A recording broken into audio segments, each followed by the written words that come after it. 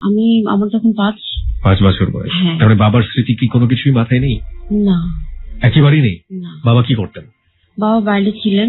দেশের বাইরে থাকতেন? হ্যাঁ, বাইরে। আচ্ছা, তারপর? তারপর ছোটবেলা থেকে কিছুই বুঝি নাই, কারণ মামার কাছে ছিলাম। ছোট মামা আমাদেরকে লালন পালন করছেন, অনেক ভালোই ছিলাম। বাবার যে একটা কষ্ট ওইটা আমরা বুঝতে পারিনি কেউই। কিন্তু যখন ছোট মামা বিয়ে করছেন, তার ঘরে একটা সন্তান হয়েছে, তখন আমাদেরকে বের করে বের করে বলতে বলা হয়েছে যে তোমরা চলে গেলে ভালো হয়, কারণ মামি অনেক ঝগড়াঝাটি করতো, যেরকম প্রবলেম হয় আমাদের আর কি সংসারে।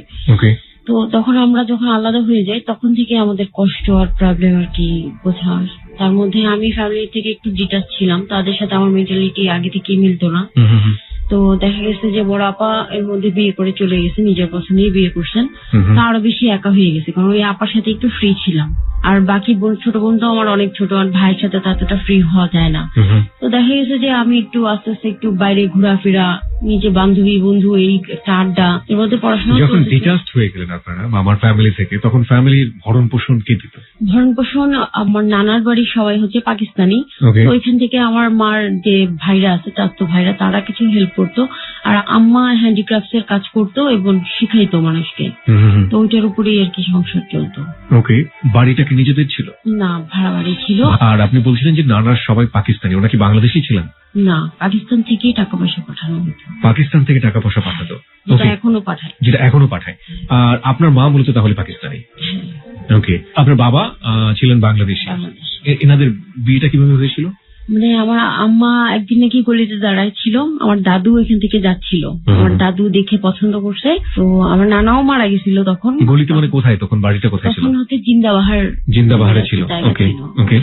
তো আমার যে খালু আর কি, তখন আমার আম্মার গার্জিয়ান ছিল খালু, কারণ আমার নানা মারা গেছে। তো খালুর কাছে অফার করছে বিয়ের জন্য। আমার খালু খুব সহজ সরল ছিল, হালকা একটু খোঁজ খবর নিয়ে বিয়ে আয়োজন করে দিয়েও দিছে। তো না, আপনার মার বিয়ে হয়েছে কবে? আমার বিয়ে হয়েছে। আপনার সালটা খেয়াল নেই? এটা কি 1971 এর পরে, 1971 এর আগে? 71 এর পরে। আপনার নানুরা তো এক্স্যাক্টলি পাকিস্তানেই থাকতো, তো আপনার মাকে এখানে কেন নিয়ে আসবে তারা? সে আমার নানুকে নিয়ে গেছে, কিন্তু ওখানে থাকতে পারেনি, কারণ পাকিস্তানিরা বাঙালিদেরকে খুব একটা পছন্দ করে না। মানে বিয়ে করে নিয়ে যাবে এরকম ভাবে পছন্দ করে না। তো দেখা গেছে তো ওইরকম অনেক ওদের প্রবলেম হয়েছে, তাই আমার নানা একেবারে চলে আসছে। ওকে, তার মানে আপনার নানা যাকে বিয়ে করেছিল সেও বাঙালি মেয়ে ছিল, তাই তো? ওকে, ফাইন। তারপর আপনি যেটা বলছিলেন। হ্যাঁ, তারপর আম্মা হাতের কাজ করে বিভিন্ন জায়গায় শিখে থেকে আমাদেরকেই করতো। তো মাঝে দেখা গেছে যে আমি অনেক হাতছাড়া হয়ে গেছি। বড় আপা তো চলেই গেছে, ছোটটা তো অনেক ছোট, আর ভাই তো ভাইয়ের মতোই আছে।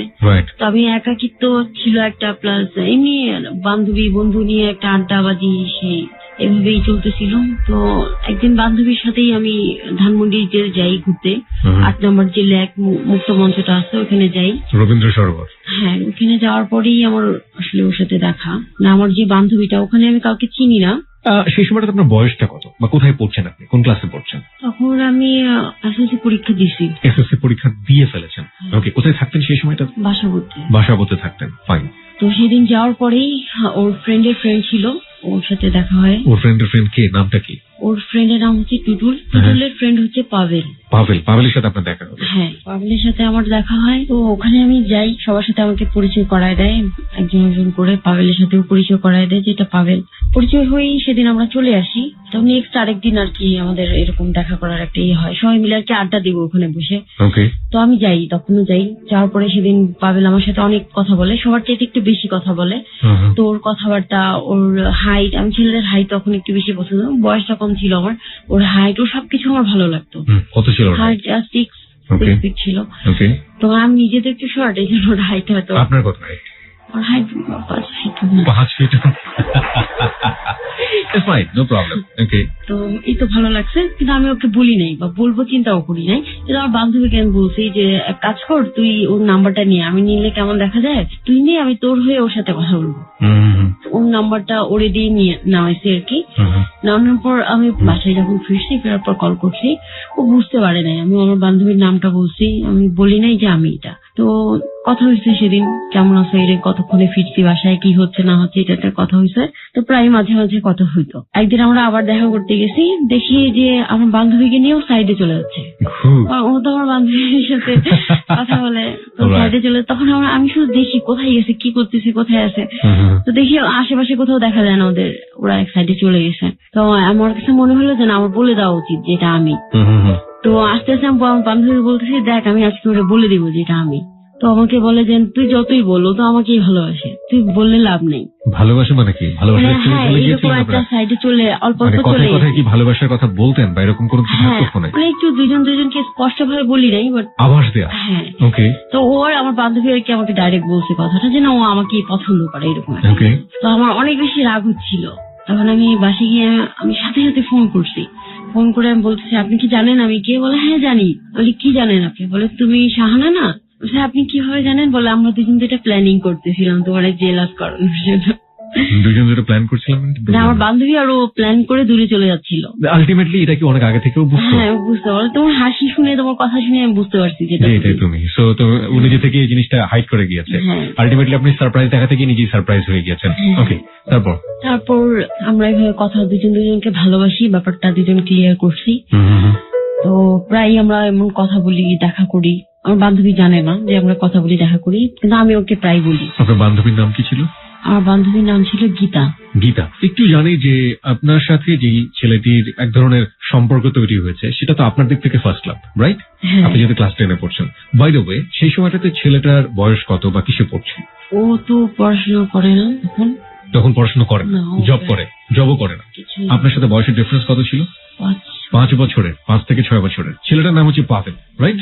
ওকে, তারপর তো এইভাবে আমাদের লাভ চলতেছে, দেখা সাক্ষাৎ হয়, কথা হয়।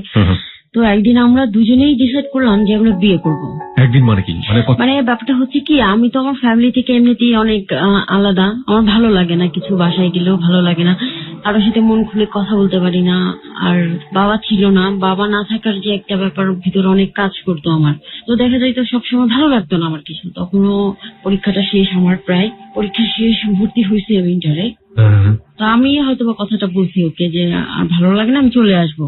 তো বলছে চলে আসার দরকার নেই, বাসায় যাবো একদিন, তোমার বাসায় যাই আমি। তো আমি একদিন বাসায় নিয়ে আসি। তো আম্মার সাথে কথা বলার আগে আমাকে বলছে কিছু একটা বলবে। তো কি বলবে, খুব আপসেট হয়ে আছে। তো আমি বললাম কি বলবা বলো। তখন বলে যে, তখন তার ধর্মের ব্যাপারটা আমাকে বললো যে সে হিন্দু।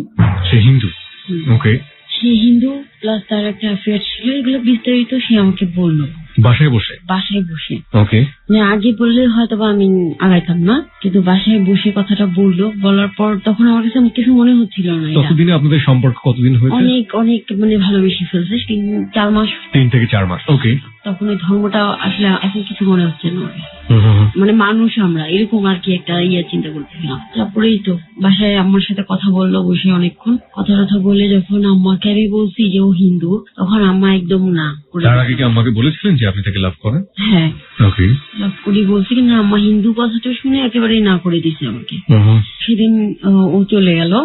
চলে যাওয়ার পর ফোনে আমরা করলাম যে কিভাবে করা যায়। তো করার পর একটা ওই এলাকার হুজুর আর কি, মানে যে বিয়ে পড়ায়, তার সাথে আমি ব্যাপারটা নিয়ে আমি আলাপ করছি বাসাবোতে। পরে উনি আমাকে বললো যে উনি পারবে এটা করে দিতে। কি করবেন চিন্তা ভাবনা কি ছিল আপনাদের? ওকে মুসলিম করা হবে। এটা কি ওর সম্মতিতে নাকি শুধুমাত্র আপনাকে বিয়ে করার জন্য? ওর সম্মতি ছিল। বিয়ে করবে, এই জন্যই ও আর কি মুসলিম হবে। ওকে। সেটা কি ওর ফ্যামিলি জানা ছিল? না, ওর ফ্যামিলি জানা ছিল না। আপনি যে ওকে বিয়ে করতে যাচ্ছেন, ওর ফ্যামিলি সম্পর্কে আপনি কিছু জানতেন? না। ও ওর ফ্যামিলি সম্পর্কে আপনাকে কিছু বলেনি? হ্যাঁ বলতো। কি বলতো? ও বাবা জব করতেছে, মা আছে, একটা ভাই আছে। ওকে। বলতো ওকে। আচ্ছা, ওই কি পরিবারে বড় ছিল? ও কোনো কিছু কাজ করতো সেই মুহূর্তে? না। আপনাকে বিয়ে করে কোথায় রাখবে, কি খাওয়াবে কিছু বলতো? না। তাহলে আপনি কি চিন্তা ভাবনা করতেন? আমি আসলে ওকে এত ভালোবেসে ফেলছি যে আমি হারাই নিয়ে ফেলি, কারণ আমার ভালোবাসা কেউ ছিল না। আমার বাবা ছিল না, মা তো আসলে আদৌ করতো, মা তো অবশ্যই ভালোবাসে সন্তানকে, কিন্তু আসলে উনিও কাজে ব্যস্ত ছিলেন। তো আমি ওর ভালোবাসাটা এতভাবেই গ্রহণ করছি যে আমি আর ওকে ছাড়া থাকতে পারতেছিলাম না। আমি ওকে অনেকটা বলছি যে না, আমরা বিয়ে করবো এখন। মানে ইমোশন এত বেশি স্টেজে চলে গিয়েছে যে আপনারা বিয়ে করে ফেলবেন, এরকম একটা সিদ্ধান্ত আপনাদের ভিতর থেকে অটোমেটিক্যালি আসছিল। হ্যাঁ। এবং সেই জায়গায় প্রতিবন্ধকতা হিসেবে দেখা দিল সেটা হচ্ছে দুজনের ধর্ম আলাদা, এবং আপনি চাচ্ছিলেন ছেলেটা আপনার জন্য আপনার ধর্ম গ্রহণ করুক, তাই তো? হ্যাঁ, ছেলেটার ওই ব্যাপারে কোনো আপত্তি ছিল না? ছিল না। কিন্তু তো ছেলেটার আপত্তি ছিল না, তার ফ্যামিলির সাথে সেই ব্যাপারটা নিয়ে কোনো কথা বলেছিল? হ্যাঁ, আমাদের যেটা কথা ছিল যে যদি কখনো ওর ফ্যামিলিতে যে আমরা থাকবো না, যদি আমরা যাইও তাহলে ওর ফ্যামিলিকে এটা বলা যাবে না যে ও মুসলিম হয়েছে। আচ্ছা। বরঞ্চ জাস্ট আমি মানুষ স্টাইলের জন্য পরে না সিঁদুর শাখা ওইরকম করে আমাকে জাস্ট এমনি একটু পরে যেতে হবে। এটা আপনি মনে করছিলেন যে আপনি এটা পড়ে যাবেন, আর ওর ফ্যামিলি আপনার ফ্যামিলি সম্পর্কে খোঁজ খবর না নিয়ে এটা মেনে নেবে, লাইক আপনি সিঁদুর শাখা পড়েছেন। প্রিয় শ্রোতা, this is a very crucial story, এবং আজকে যেই জীবনের অপ্রিয় সত্যগুলো এখানে উদ্ঘাটন হচ্ছে সেটা অনেকের সাথেই হয়তো মিলে যেতে পারে, কারণ মাঝে মাঝে আমরা এরকম টেক্সট পাই যে আমাদের দুজনের রিলিজিয়ন আলাদা, কিভাবে আমরা বিয়ে করবো বা আমরা কিভাবে আগাবো। সেই জায়গাটিতে অনেকেই হয়তো বা অনেক বড় রকমের সমস্যা নিয়ে সামনের দিকে আগান। আমরা ঠিক জানি না যে আজকের এই জীবনের অপ্রিয় সত্যগুলো আপনাদেরকে মুখোমুখি দাঁড় করিয়ে দিয়ে কতটুকু শিক্ষা আপনাদের জীবনে আজকে আমাদের এই অতিথি সাহারা দিতে পারবে। আমরা সামনের দিকে যেতে চাই। So in that sense this is a very much crucial episode of JBSB. অবশ্যই আমি যে প্রশ্নটা আপনাকে করতে চাচ্ছিলাম, লাইক আপনি বলছিলেন যে ও ফ্যামিলিতে আপনি একটা প্রিটেন্ড করবেন যে আপনি ওদের রিলিজিয়নের, লাইক তাই তো? সেজন্য আপনি শাখা পড়বেন, সিঁদুর পড়বেন। তো শাখা সিঁদুর পড়লেই ওরা কি আপনার ফ্যামিলিতে আসবে না, এই ধরনের চিন্তা ভাবনার কথা মাথায় আসছিল যে আপনার শ্বশুর আপনাদের বাড়িতে এসে খোঁজ খবর করবে না? আমরা সেটা প্ল্যান করছিলাম যে বলবো আমার ফ্যামিলি থেকে তো আমি আলাদাই হয়ে গেছি, তারা যাবে কিভাবে? আমি যেখানে যেতে না পারতেছি না, তারা তো যেতে পারবে না। তবে আলাদা হলেন কিভাবে? আমি তাকে নিয়ে চলে যাব, আমরা বিয়ে করব, আমরা আমাদের মতো থাকবো। তাহলে ওই ফ্যামিলি থেকে আপনি যদি কি ফ্যামিলিতে বলবেন? ঢুকতে হয় তাহলে ওর ফ্যামিলিতে ঢুকবো, আমাদের ফ্যামিলিতে আর ঢুকার কোনো দরকার নাই। বিয়ে হইলে তো মেয়ে ছেলে বাসায় চলে যায়। না, সেটা তো নর্মালি যায়, কিন্তু শ্বশুরের লোকজন তো আপনাদের বাড়িতে আসবে, এটাও তো নর্মাল, তাই না? কিন্তু আপনি ওই বাড়িতে কি প্রিটেন্ড করবেন? লাইক আপনি আপনার বাড়ি থেকে বের হয়ে এসেছেন, ওকে, সেই জন্য বাড়ির সাথে আপনার কোনো যোগাযোগ নেই, কিন্তু আপনার এটাও একবারও যেন মনে হয়নি যে বের হন আর যাই হন আপনার বাবার পরিচয় তো জানতে যেতে পারে, কোথা থেকে এসেছেন সেটা তো জানতে যেতে পারে, এটা কখনো মনে হয় না? এগুলো আমরা কিছু তখন ভাবিনি। সেতুনির গল্পের কথা আপনাদের নিশ্চয়ই মনে আছে প্রিয় শ্রোতা, আমাদের মিডিয়া ওয়ার্ল্ডের একজন সেলিব্রিটি, যিনি এই তো মাত্র একটা সপ্তাহ পূর্বে এখানে এসে তার জীবনের অপ্রিয় সত্যগুলো লাখো মানুষের সামনে শেয়ার করেছিলেন। লাস্ট ওয়ার্ড ছিল তার জায়গাটা থেকে ডোন্ট বি ইমোশনাল ফুল, এবং তিনি বলেছিলেন যে তার জায়গাটা থেকে যে মানুষকে শুধু একটা কথাই বলতে চাই যে ইমোশনালি গাধা হয়েও না। আমার এখন পর্যন্ত মনে হচ্ছে যে আমাদের একটা সময় থাকে আমাদের জীবনে, অ্যাডোলেসেন্স পিরিয়ড আমরা যেটাকে বলি, বয়ঃসন্ধি কাল বলি, এই বয়ঃসন্ধি কালটা আমাদেরকে অনেক বেশি বোকা বানায়। আমরা এত বেশি ইমোশন নিয়ে চলি এই সময়টাতে, আমাদের ইমোশনটা এত ধারালো, এই ধারালো অস্ত্রটাকে যদি সঠিকভাবে ব্যবহার করার মতো গাইডেন্স না থাকে, পারিবারিক যদি অবয়ব না থাকে, গাইড করার মতো যদি কেউ না থাকে, যেটা আমরা আজকে আমাদের অতিথি শাহানার ক্ষেত্রে দেখতে পাচ্ছি, সেটার ভবিষ্যৎ যে ভালো হবে না সেটা মনে করাটাই শ্রেয়। বুদ্ধিটা আপনাকে কে দিয়েছিল হুজুরের সাথে কথা বলা? এটা আমি নিজে থেকে চিন্তা করেছে। ওকে ফাইন, তারপর কি হল? আগের দিন যে হুজুরের সাথে কথা বললাম, কথা বলার পর হুজুর বললো ঠিক আছে কালকে তুমি এই টাইমে নিয়ে আসো। তখন আমি ওকে ফোন করে বললাম যে হুজুর কালকে আসতে বলছে, তো ও চলে আসছে, কিছু বলে নাই যে আসবো না বা করবো না, এরকম কিছু বলে নাই, চলে আসছে। আসার পর আমরা হুজুরের কাছে যাই, উনি আরবি পড়া, আমি ওনাকে জিজ্ঞেস করছি যে এরকম কিছু, উনি বললো যে না এরকম কিছু তোমাদের ইচ্ছা, এটা করলেও পারো না করলেও পারো, বাট করলে ভালো হয়, এরকম আর কি উনি বললো। তারপর নামাজ পড়াইলো, ওকে কোরআন দিয়ে শপথ টপথ করাইলো, তারপর 5 কালেমা পড়াইলো, পড়ায় ওকে বললো যে হ্যাঁ ও এখন মুসলিম, তো নামাজ পড়তে হবে, এটা একটু বলে দিল। পরে বলে টুলে তারপর আসলে বিয়ের যে পার্টটা, উনি বললো আজকে এটাই করো না, তুমি 2 দিন পরে আসো আবার। তো 2 দিন পার হলো, 2 দিন পরে আবার যাই, যাওয়ার পর বিয়ে করে ফেলি আমরা ওই হুজুরের কাছে। হ্যাঁ, ওই হুজুরের কাছে বিয়েটা করে ফেলি। ইভেন বিয়ের কাগজপত্র গুলো আমি নিইনি, আমি হুজুরকে বলছি আপনার কাছে রাখেন এটা, আর আমি নিলে আমি বাসায় রাখতে পারবো না, আর ওর কাছে দেওয়াটা ঠিক হবে। এই হুজুরটা কি আপনার পূর্ব পরিচিত ছিল? হ্যাঁ, আমার ভাইয়ের পরিচিত ছিল।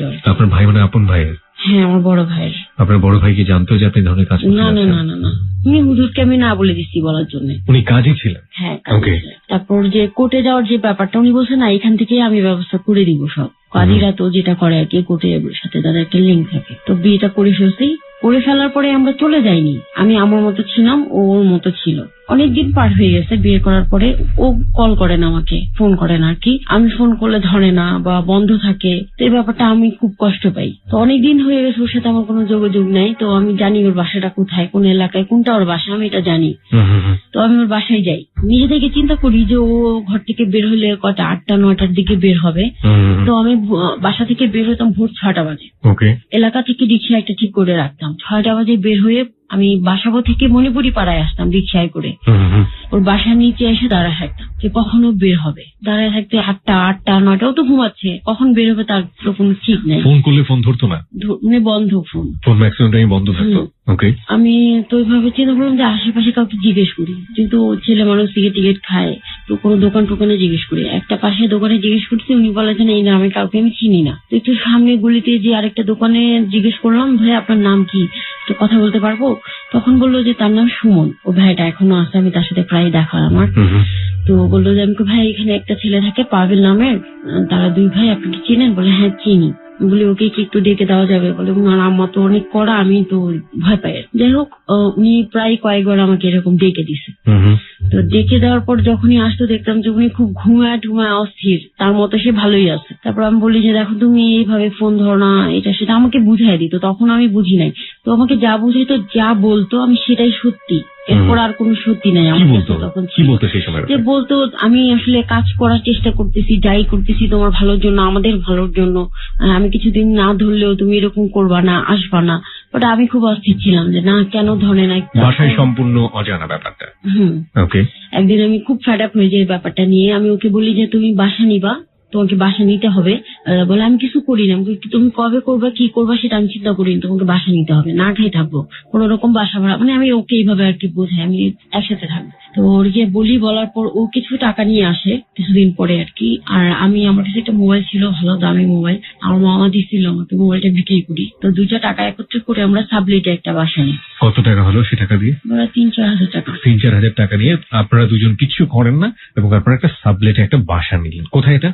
এটা মোহনপুরে। বাসা নিয়ে এই তো একটা ছোট্ট, ওর বাসা থেকে কার্পেট নিয়ে আসে, ও একটা বালিশ, এগুলো একটা একটা করে দিয়ে থাকতাম আমরা। অনেক কষ্ট হয়েছে।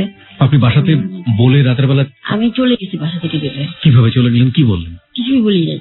আম্মু আমার কাজে ব্যস্ত, সবাই আর কি ব্যস্ত, দুপুর টাইম। আপনি রাতে কোথায় থাকবেন, কি করবেন, কিছু জানেন না?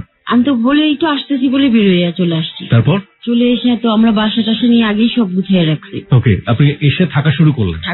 আপনার একবারও মনে পড়েনি যে আপনার মা টেনশন করতে পারে বা অন্য কোনো কিছু হতে পারে? মানে ফ্যামিলির সাথে ওরকম ভাবে কানেক্টেড ছিলাম না, আমি একটু দূরে দূরে ছিলাম, একটা গ্যাপ ছিল, ভাই বোন সবার মধ্যে একটা গ্যাপ ছিল। ওকে, তো এই তো চলে আসি, একবারে আম্মুকে বলে যে আসতেছি, ফ্রেন্ড বা বান্ধবী বাসায় যাবো বলে একেবারেই চলে আসি।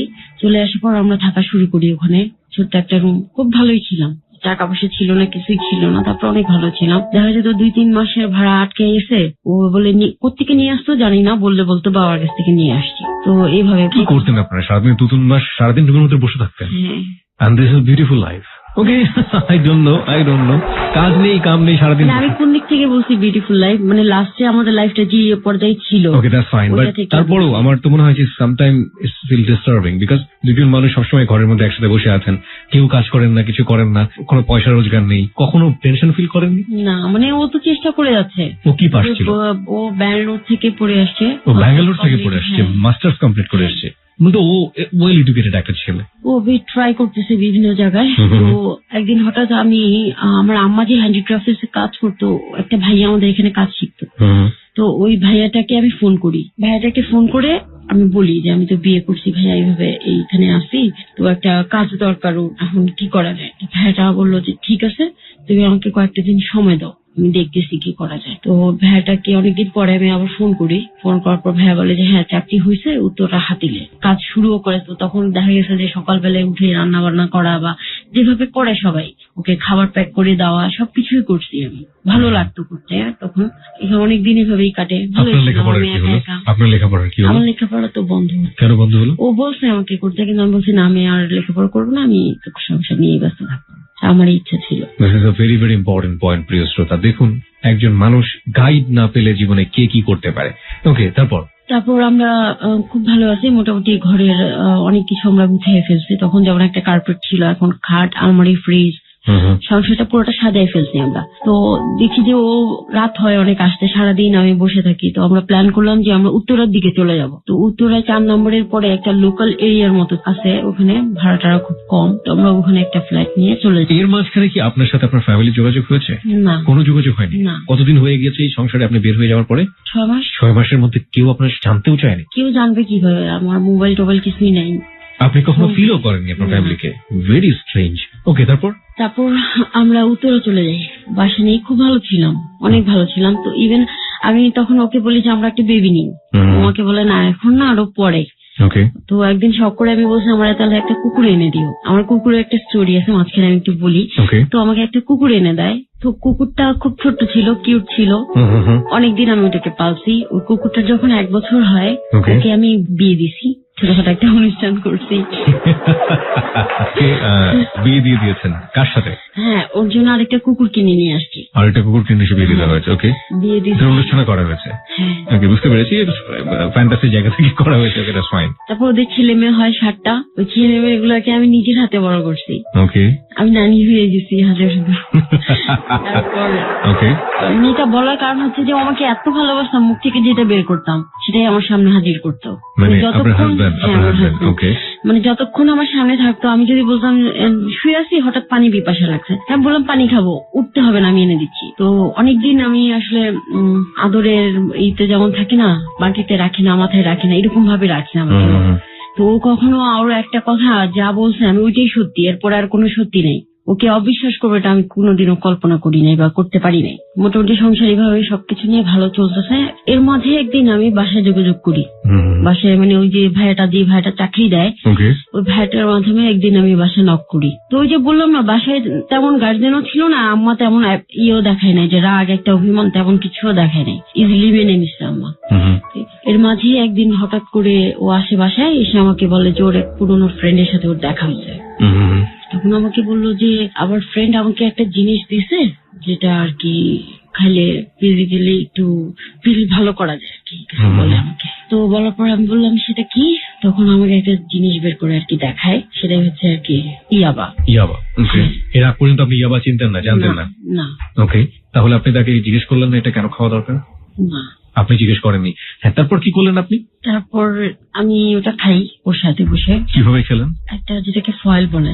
আপনার দেখে প্রসেস দেখে মনে হয়নি উদ্ভট একটা ব্যাপার? মনে হয়েছে। মনে হওয়ার পরে আপনি ওকে কি বলেছেন? আমি ওকে কিছু বলি নাই, কিন্তু আমার একটা ভাবনা ছিল যে আমাদের এই সংসারটা এই পর্যন্ত নিয়ে আসছে ও, সবকিছু আর্ন করে ও, তো জানে কত কষ্ট এই পৃথিবীটা, এই সমাজটা কত কষ্টের। তো ও নিশ্চয়ই এমন কিছু করবে না। আমার ধারণা বাইরে ছিল যে কোনো হাজবেন্ড তার ওয়াইফকে একটা সিগারেট দিতে পারে আগে, যে তুমি এটা খাও। এটা আসলে আমার তখন আমি কল্পনা ছিল না আমার। আর আমি জানি ও এরকম কিছু আমাকে দিবে না। তারপরে এটা আমরা খাই, সারা রাত খেয়ে থাকি দুজনে। তো এরকম চলতে থাকে। একটা দিন হয়তো বা কালকের দিনটা গ্যাপ গেছে, পরের দিন আবার, তারপরে আবার, এভাবে কন্টিনিউ হচ্ছে ব্যাপারটা আস্তে আস্তে। তো আমারও ভালো লেগে গেছে, শুধু আমি ওর দোষ দিব না, আমি ওকে বাধা দিইনি। তো এইভাবে চলতে থাকে 1 বছর কন্টিনিউ এটা এইভাবে চলে। 1 বছর পর হঠাৎ বলে যে আমি চাকরি ছেড়ে দিব। কেন চাকরি ছেড়ে দিব, কি করবো? বলে যে আমি কার্গোতে একটা বিজনেস চালু করতেছি, আমি ওটা করবো, চাকরি আমি আর করবো না। আচ্ছা ঠিক আছে, তুমি যেটা ভালো মনে করো করো। তো দেখা গেছে কার্গোতে চালু করছে কাজ, ওই কাজের দেখায় আমাকে ও 15 দিন 1 মাস আস্তে আস্তে শুরু হয়েছে, ডাইরেক্ট 15 দিন 1 মাসে দেয়নি, 3 দিন নাই, ঘর থেকে একেবারে উধাও, মোবাইল টোবাইল সব বন্ধ। আচ্ছা 3 দিন পরে এসে আমাকে বুঝাইতেছে, দেখো এই কাজ সেই কাজ, এটা সেটা। আমি বুঝে নিয়েছি যে হ্যাঁ থাকতেই পারে, যেহেতু কাজ করতেছে। তারপর 3 দিন থেকে 1 সপ্তাহ, 1 সপ্তাহ থেকে 15 দিন, তারপরে 1 মাস এরকম। আর আমি তো খুবই নার্ভাস তখন, যে কোথায় গেছে, আমাকে রেখে চলে গেল কিনা, মানে কান্নাকাটি ছাড়া আমার আর কিছুই নাই। তখন দেখা যাইতো যে 15 দিন পরে আসছে, তখন ও অনেকগুলো নিয়ে আসছে ইয়াবা, সাথে গাঁজা, এগুলো নিয়ে এসে আমাকে খাওয়াচ্ছে, আবার রেখেও যাচ্ছে অনেকগুলা, যে তুমি এটা পরে খেও। তখন আমি একা একা বসে, যে একটাও নাই, আমার কষ্ট লাগছে। আবার দেখা গেছে যে যখন ও আসতো আমি ঝগড়া করতাম না, কারণ কয়েকবার আমি দেখছি যে ঝগড়া করলে, ওকে জিজ্ঞেস করলে তুমি কোথায় গেছো, ও আসতো না। তখন ভাবতাম যদি ঝগড়া করলে বা কিছু বললে যদি নাই আসে, আমি কিছু বলতাম না। তো এইভাবে চলতে থাকতো। এই মাঝে বলি, আমার একটা বান্ধবী ছিল, সেহলি নাম ওর। তো ও আমাকে অনেক হেল্প করছে, মেন্টালি ভাবে অনেক সাপোর্ট দিয়েছে। যেমন আমি আরো অনেক বেশি ধ্বংস হয়ে যেতাম, যেটা আমি হয়তো বা হইনি, কারণ ও আমাকে অনেক, এমনও দিন গেছে যে ও আমাকে বলতো চল তুই আমার সাথে, আমার বাসায় থাকবি। তো অনেক সময় যেতে চাইতাম না, যে ও যদি এসে ফেরত যায় করা, বললো যে কেন, তোর মোবাইল আছে না, তোকে ফোন করবে না, অনেক বুঝায় আমাকে নিয়ে যেত। তো এরই মধ্যে আমি প্রেগনেন্ট হয়ে গেছি। তো আমি ডিসাইড করছি আমি এটা রাখবো না। ওর সাথে আমি আলাপ করছি, ও বলছে ওখানে নেওয়ার দরকারই নাই। তো হাসপাতালে যাই একদিন, আমি একাই যাই, ও আমার সাথে যায় না। তো যাওয়ার পরে আমি কেন যেন করতে পারি না, কারণ আসলে কেন যেন ভিতর থেকে মনে হচ্ছিল কেউ বুঝি মা করে ডাকে, মানে আমার কানের আশেপাশে আমি শব্দটা শুনতাম, মা ডাকটা আমি শুনতাম শুধু। তো বাসায় এসে আমি ওকে বলি ফোনে, আমার সাথে অনেক রাগারাগি করে, ফেলে দিতা তুমি এখন একা, আমি দূরে কাজ এখনো এটা সেটা আমাকে বলতেছে। তো বলছে না আমি পারি না এটা ফেলতে। তো ওই উত্তরায় যে বাসাটা আমি ছিলাম, আশেপাশে যে মহিলারা বা একটা মহিলা ছিল সিলেটের, তার বাড়ি, তো ওনার সাথে মোটামুটি অনেকটা ফ্রি ছিলাম। উনি দেখতো আমার ঘরের সংসারে ঝগড়াঝাটি বা আমি একা থাকি এগুলো দেখতো। তখন উনি আমাকে একটা কথা বলছিল যে দেখেন সব ছেলেরাই বা হাজবেন্ডরাই মোটামুটি এরকম থাকে, বিয়ের পর অনেকে ভালো হয়ে যায়, অনেকে বাচ্চা কাচ্চা হইলে ভালো হয়ে যায়, যেমন আমার হাজবেন্ডও অনেকটা এরকম ছিল, এরকম না হোক একটু এরকম ছিল। তখন দেখা যায় বাচ্চা কাচ্চা নিয়ে এলে ওদের মনটা সংসারের প্রতি একটু হয়ে যায়, আপনি বাচ্চাটা নিয়ে নেন, ভালো হবে এটা। আমি চিন্তা করলাম যে ঠিক আছে, তাহলে আমারও ইচ্ছা করতেছে না, এটা আমি ফেলে দিই, আমার ভালো লাগতেছে না, বাচ্চাটা নিয়ে নিব। তখন আমি বাচ্চাটা নিয়ে নিই। যখন আমি বাচ্চাটা নিই তখন আমি পুরো একা বাসায়। আমার আম্মা আমাকে অনেকবার বলছে চলে আয়, তারপর বান্ধবীটার এখানে যাইতাম, একদিন দুই দিন থেকে আবার চলে আসতাম, ও থাকতো না। একটা ব্যাপার আছে না যে টিভিতেই দেখি যে বাচ্চা বেটে থাকলে হাজবেন্ড কত আদর করে, সেবা যত্ন করে, বা একটু অন্যরকম একটা ব্যাপার, তো ওই জিনিসটা আমি পাইনি। তো যাই হোক, মাঝে মাঝে আসতো, এইভাবেই চলছে। এটা তো বারবারই হচ্ছে যে ও আসছে চলে যাচ্ছে, আসছে চলে যাচ্ছে। কিউরিয়াসিটি থাকতো না আপনার যে কোথায় যায়, কি করে? হ্যাঁ, কিছুই উদ্ধার করতে পারেননি আপনি? না, পারছি। যখন আমার বেবি 4 মাস পেটে, তখন আমি ওর কাছে একটা স্কুটি চাইছি, মেয়েরা স্কুটি চালায়, আর কক্সবাজারও যাইতে চাইছি, এই দুইটা জিনিস আমি ওর কাছে চাইছি। তো একদিন হঠাৎ করে এসে আমাকে বলে যে তুমি স্কুটি নিবা না কক্সবাজার যাবা। তখন আমি চিন্তা করলাম যে স্কুটি তো নিতে পারবো, কিন্তু কক্সবাজার যাওয়ার যে একটা ফিলিংস, ওটা ওর সাথে আমি নাও পেতে পারি, কেন জানি মনে হয়েছে আমাকে। তো আমি বলছি আমি কক্সবাজার যাবো। তো আমরা সবকিছু প্ল্যান ঠিকঠাক করে কক্সবাজার যাই। তো কক্সবাজার যাওয়ার সময়ও ও অনেকগুলা ইয়া বানিয়ে নিছে সাথে, ওখানে গিয়ে খাওয়ার জন্য।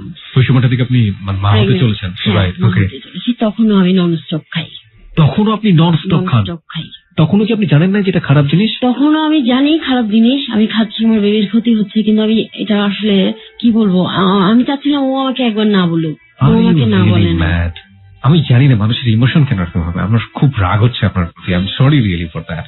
আপনি বেবিটা নিলেন আপনার চারপাশে মা ডাক কানে শুনে, হ্যাঁ, আপনার মাতৃত্ব এখানে অনেক বড় একটা জিনিস, আবার সেই বাচ্চাটাই ক্ষতি করে যাচ্ছেন। তখন মনে হচ্ছে আপনার হাজবেন্ড একবার আপনাকে বলুক, তাহলে আলটিমেটলি কি, তাকে তো ভেতরে কনসিভ করে তাকে আলটিমেটলি তিলে তিলে মারতেছেন। এই ফিলিংসটা আপনার আসেনি কখনো? ব্যাপারটা খুবই কনফ্লিক্টিং না? হ্যাঁ, হাজবেন্ড না করুক, প্লাস আমার অনেক ইচ্ছে। আপনার হাজবেন্ড তো না করেছে আপনার বেবি নেওয়ার জন্য, আপনি কেন নিলেন? ওইটা আমি ফেলতে পারতেছিলাম না। সো আপনি বেবিটা নেওয়ার পরে আপনি কেন প্রতিমুহূর্তে তাকে মারছেন? You guys running truly emotion, মানে ফালতু ইমোশন দিয়ে রান করছেন নিজেকে, ট্রুলি ফালতু ইমোশন। তাহলে ও আমার সামনে এটা নিয়ে আসতেছে, আমি যে একদম ওটার প্রতি কোনো ছিল না আমার, তা কিন্তু না, আমার ওইটার প্রতি একটা টান ছিল, এক্স্যাক্টলি ছিল, খাওয়ার একটা ছিল। আপনি আমাকে জাস্ট বলেন তো, আপনি বুঝতেন কিনা যে ও কেন আমার সামনে এটা নিয়ে আসতেছে? ফাইন, নিয়ে আসতেছে, ও নিয়ে যতক্ষণ নিয়ে আসবে আমি খাবো এটা। কেন খাবেন আপনি? ও নিয়ে আসবে কেন? আপনার কেন? ও তো আপনাকে না করেছে বেবিটা নেওয়ার জন্য, আপনি কেন নিলেন? কিন্তু ও তো জানতেছে আমি বেবিটা নিচ্ছি, তাহলে কেন আনতেছে? কারণ সে তো আপনি তার সিদ্ধান্তের এগেইনস্টে আপনি বেবিটা নিয়েছেন। সে নিয়ে আসতেই পারে, সে চাইতেই পারে, মনে মনে তার একটা ধ্রুবী সন্ধি থাকতেই পারে বেবিটা নষ্ট হয়ে যাক, এবং এটা 100% শিওর ততদিনে যে আপনারা কন্টিনিউ করেছেন 1 বছর 1.5 বছর ইয়াবা, তার মানে সে প্রচন্ড রকম ইয়াবা অ্যাডিক্ট, রাইট? সেটা তো আপনার জায়গা থেকে আপনি বুঝেও গিয়েছেন। তাহলে আপনি বেবিটা যখন আপনার সিদ্ধান্তই নিলেন, সেটাকে সিকিউর করার দায়িত্বটা তো আপনার, সেই জায়গাটা আপনি কেন হাজবেন্ডকে টানছেন? ঠিক ছিলাম না। এক্স্যাক্টলি, আপনি তখন ঠিক ছিলেন না। তারপর ওখানে যাওয়ার পর সারা রাত, তো যে রাত হয়ে যায় যেতে যেতে, তো সারা রাত ওখানে যে ইয়াবা খাওয়া হয়।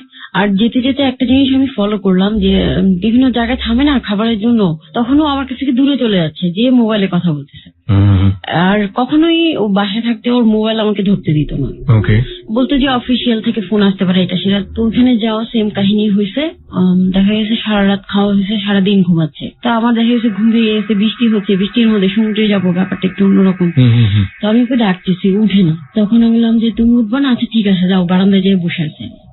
মোবাইলটা আমি কি মনে করে যেন হাতে নিয়েছি। তখন আমি যখন SMS এ গেলাম, দেখি ওটার মধ্যে SMS লেখা যে তুমি কি বাসায় আসবা না? তুমি যদি বাসায় না আসো আমার কিছু ভালো লাগে না, আমি কিন্তু মরে যাবো, এই টাইপের আর কি, এরকম কথাবার্তা। আমার মানে ভুলে যেতে পারবো না আমি মুহূর্তটা কি ছিল।